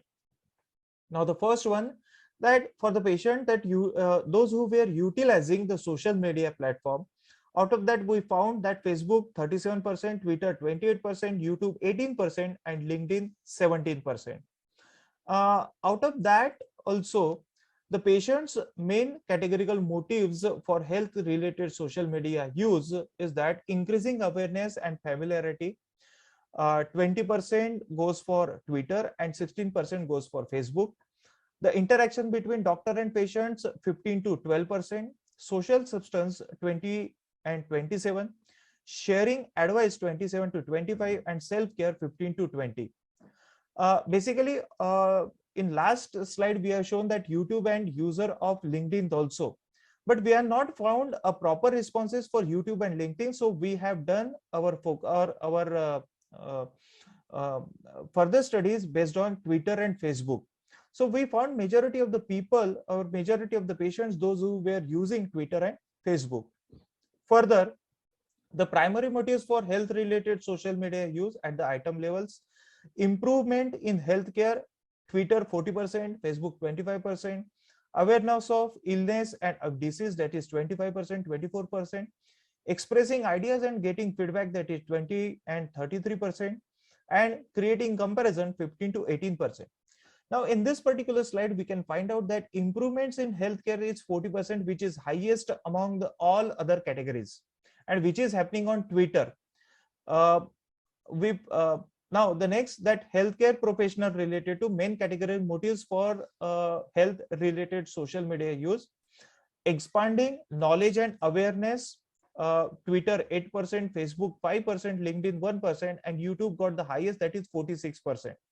Doctor patient connect, for them 15 and 19 to Twitter and Facebook, and remaining goes to LinkedIn and YouTube. Professional efficiency, that is 13 and 15% for Twitter and Facebook. Promotion 31 and 38% for Twitter and Facebook. More than that, we got responses for LinkedIn and YouTube, that is 35 and 40%. And communication with peers, that is 33, 23, 50, 53 and 12%. Many of the times we found that LinkedIn is LinkedIn is better for them to connect with their peers, to share their ideas. In the next slide, that we studied that primary motives for health related social media use at the item level: enhance the social network, that is 45% goes to Twitter, and Facebook goes to 42%. Updating the professional network, that is 25 and 18%. Sharing workplace ideas, that is 13 and 28%. And sharing professional data with colleagues, that is 17 to 12%. Out of that, you can find that enhancing the social network is important for them, so that they can transfer their information properly, and that is why they were using that Twitter and Facebook to connect with each other. Over here, we used SPSS software version 20 to analyze the data. That privacy issue for the patient is the barrier. Because of that, they were not using the mean for it is 4.32 and standard deviation is 0.99. Unreliable and untrustworthy information, that is 3.32 is the mean and 0.79 is the standard deviation, and inefficiency is 1.90 and standard deviation is 0.76. Health professional barriers regarding the health related social media use: inefficiency, that is 3.99 and standard deviation is 0.81. Lack of expertise 3.35 and 0.80. Legal grounds 2.90 and 0.94, and privacy issues 2.70 and 0.84. While concluding this particular slide, study, the study findings provide a thorough understanding of the motivation for using social media. Since the data was acquired online through social media, it is believed that might be presented as a mention for researching a group that is not necessarily representative of the total population. This point to the need for more research in order to generalize these findings. Finally, because the respondents were 70% female, the researchers had little insight into the motivation of the male population or their intent in using social media. This necessitates further investigation into influence of social media on a gender basis in various healthcare institutions in order to acquire larger perspective. These are the references which we used. Thank you very much. Very good morning to all of you. My research topic is an analysis of effect of technology on health and nutrition. So let's proceed. So how does technology use affect our health? In the fight to stay healthy, technology can give us an edge in our personal and professional lives. We can use our digital devices to improve our diets, track our fitness efforts, or help us with medication compliance. When it comes to women's and men's primary care, physicians increasingly seeing patients who exhibit signs of technology overuse, particularly with the current reliance on smartphones in our day-to-day lives. Americans spend nearly 12 hours a day looking at multiple digital screens, and that number keeps going up. A recent Deloitte study found that 60% of US adults ages 18 to 34 admitted to smartphone overuse. This leads us to ask the question, what are some negative effects of technology? The negative effect of technology on health. A few considerations around technology use and how it affects our health are given below. Digital eye strength. Number one, when we gaze at screen for long periods of time, we often forget to blink. In fact, research has shown that digital eye strain reduces our blink rate by half, which means the tears that protect our eyes evaporate without being replaced. As a result, nearly 60% of adults report symptoms of digital eye strain, which include dry eyes, headaches, blurred vision, burning, itching, difficulty focusing, and pain in the neck or shoulders. To minimize discomfort, the doctors recommend taking a 20-20-20 break. Every 20 minutes, take a 20-second break and focus on something 20 feet away. And second one is sleep disorders. One study found that 71% of smartphone owners keep their phone next to their bed at night to ensure they don't miss a thing. Another study found that over 40% of bedside smartphone users wake up from noises or lighting from notifications coming from their device. Third one is physical inactivity. When we are using technology like computers, laptops, or smartphones, we generally aren't exercising. That's why there is an increasing body of research linking the overuse of digital devices to decrease exercise and fitness levels. Next is mental health. More than 3 billion people interact with each other over social media every day. Social media addiction is linked to a rise in mental health disorders like depression, suicidal ideation, particularly in teenagers. Researchers made that correlation by highlighting how platforms like Facebook, Instagram, and Twitter place higher social pressures on young people and adults that can lead to instant. Good afternoon. The topic of my presentation is role of artificial intelligence in virtual nutrition. So let's come to the topic. First is abstract.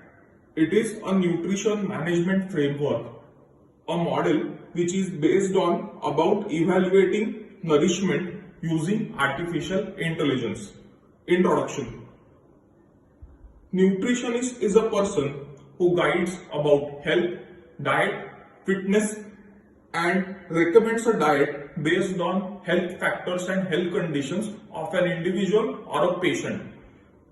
Artificial intelligence, a nutritionist can do it by just using an application instead of a human individual or a human being. What is the objective? Artificial intelligence is used in nutrition science research and how future it holds for it. Investigate technology application in nutrition, including decision support system, use of telemedicine for nutrition assessment from a distance. Primary, these are two objectives. Third is robotic dietary assessment system used. Details include the diet, the food, the medical conditions, body, and the Importance of sports nutrition. I am Dr. Mrunal Ravikant Palivkar, Head Department of Home Economics, Kamla Nehru Mahavidyalaya. Namaskar. The aim of sports to improve the one's physical, social, and ethical standards. This basic principle must guide all athletes and sportsmen. Sports nutrition is the study and practice of nutrition, a diet as it realizes to athletes' performance. It concerns with the type and quality of fluid and food taken by an athlete and deals with nutrients, vitamins, that is vitamins, minerals, proteins, carbohydrates, fats, and water. Goals of sports nutrition: to enhance the performance, to create more capacity for practicing and composition. It will allow one to increase energy for both practice and competition. It is important for an athlete to maintain weight by increase muscles and decrease fats. Essential nutrients for athletes. Carbohydrates. It is a chemical compound of simple and complex sugar. It serves major food fuels for metabolic production. The sources of carbohydrates are potatoes, rice, bread, almost exclusively of fruits and vegetables, sweets, etc.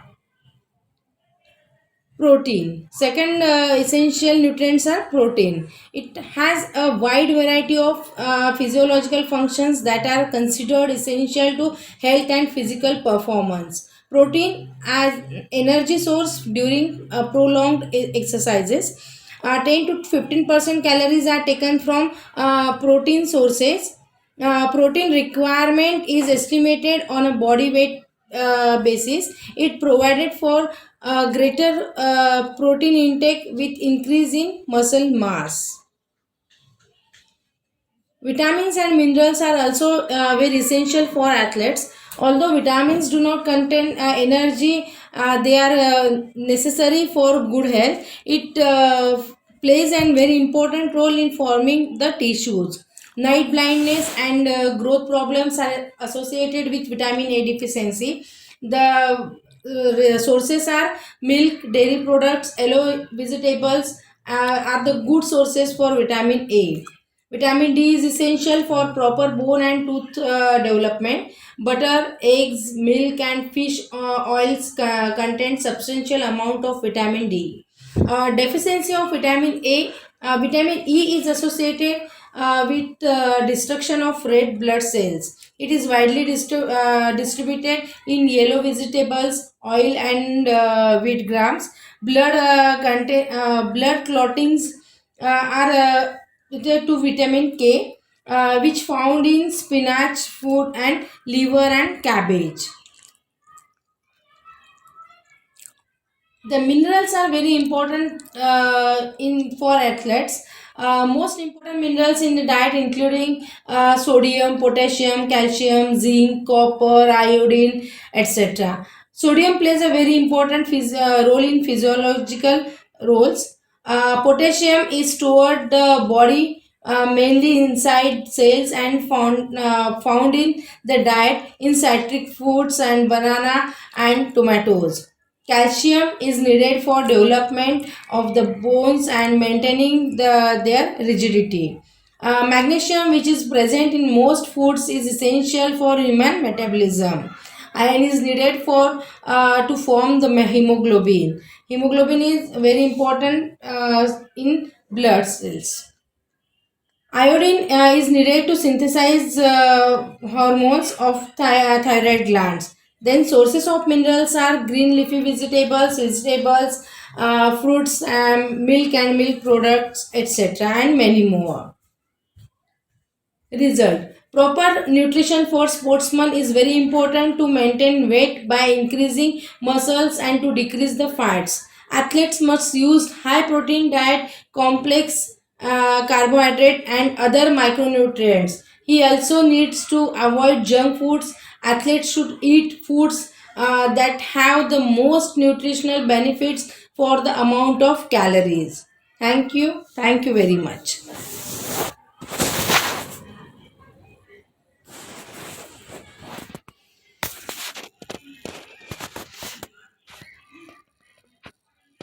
So I would like to request you to please conclude this session, presentation session, and give your informative and knowledgeable remarks of the presentations.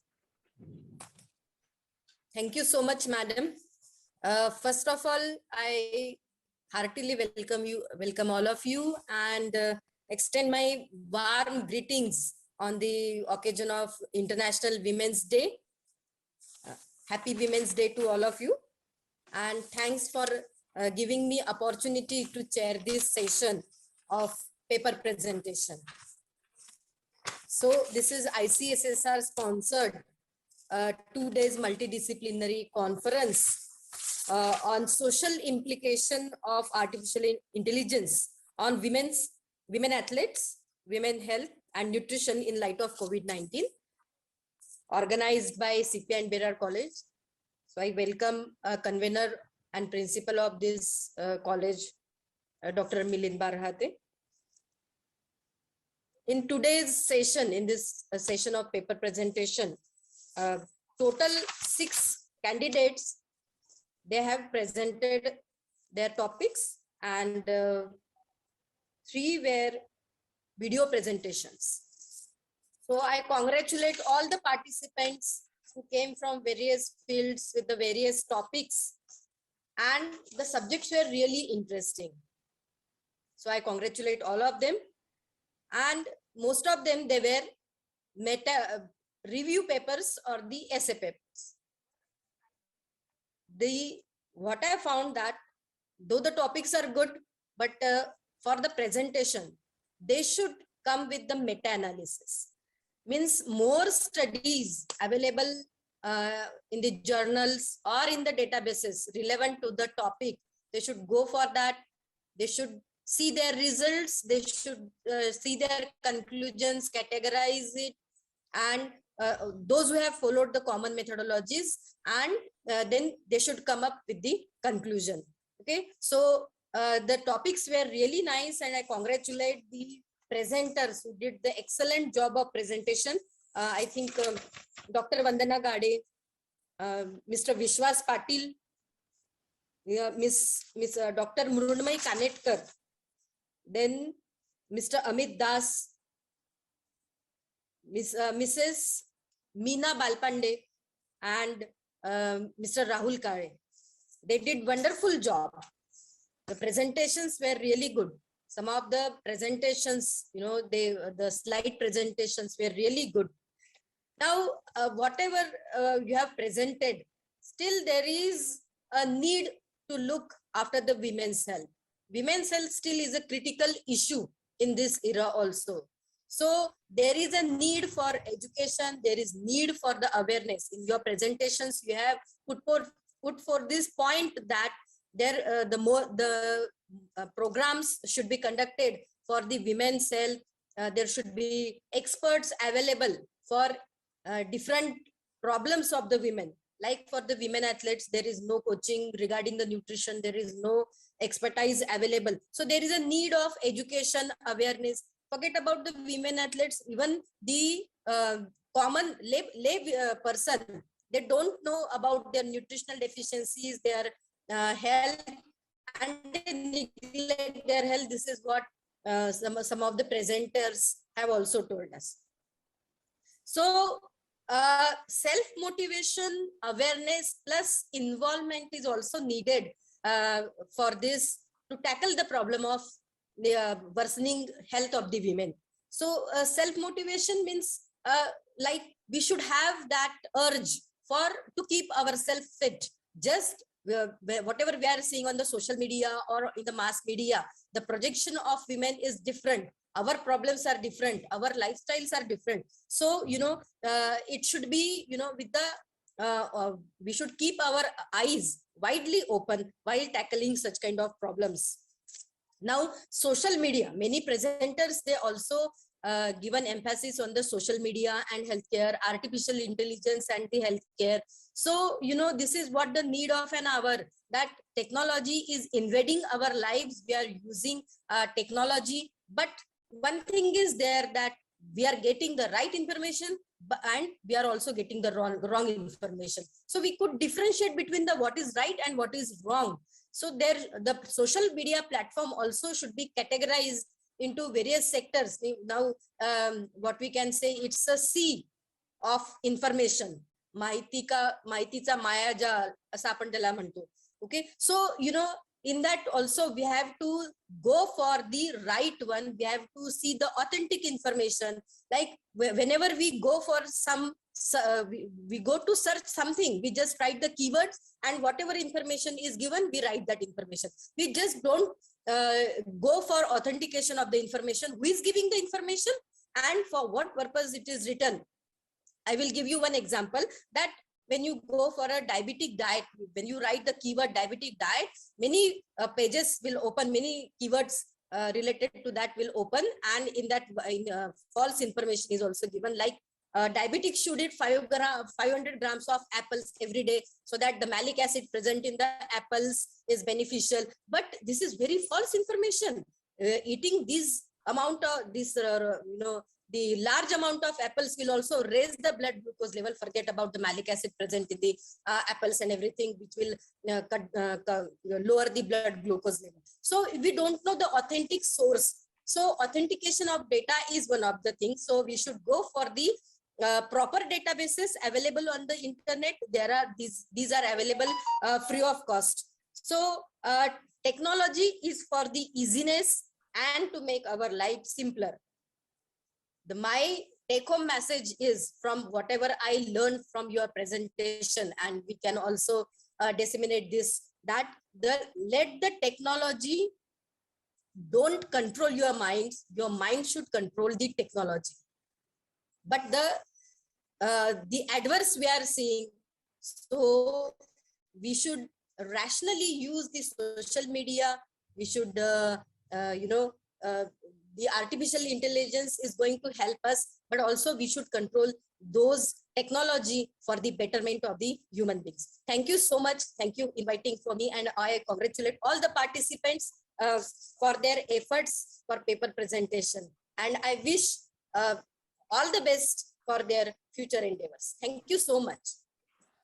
Thank you, madam. Thank you so much for your scholarly remarks on the presentations and your opinion of the presentations session.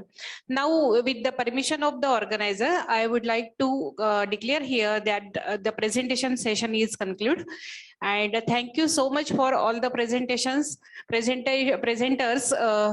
giving their research papers and research presentations over here. Thank you so much. Thank you, madam. Thank you. So shall I leave, madam, now? Yes, madam. Yes, please. Thank you.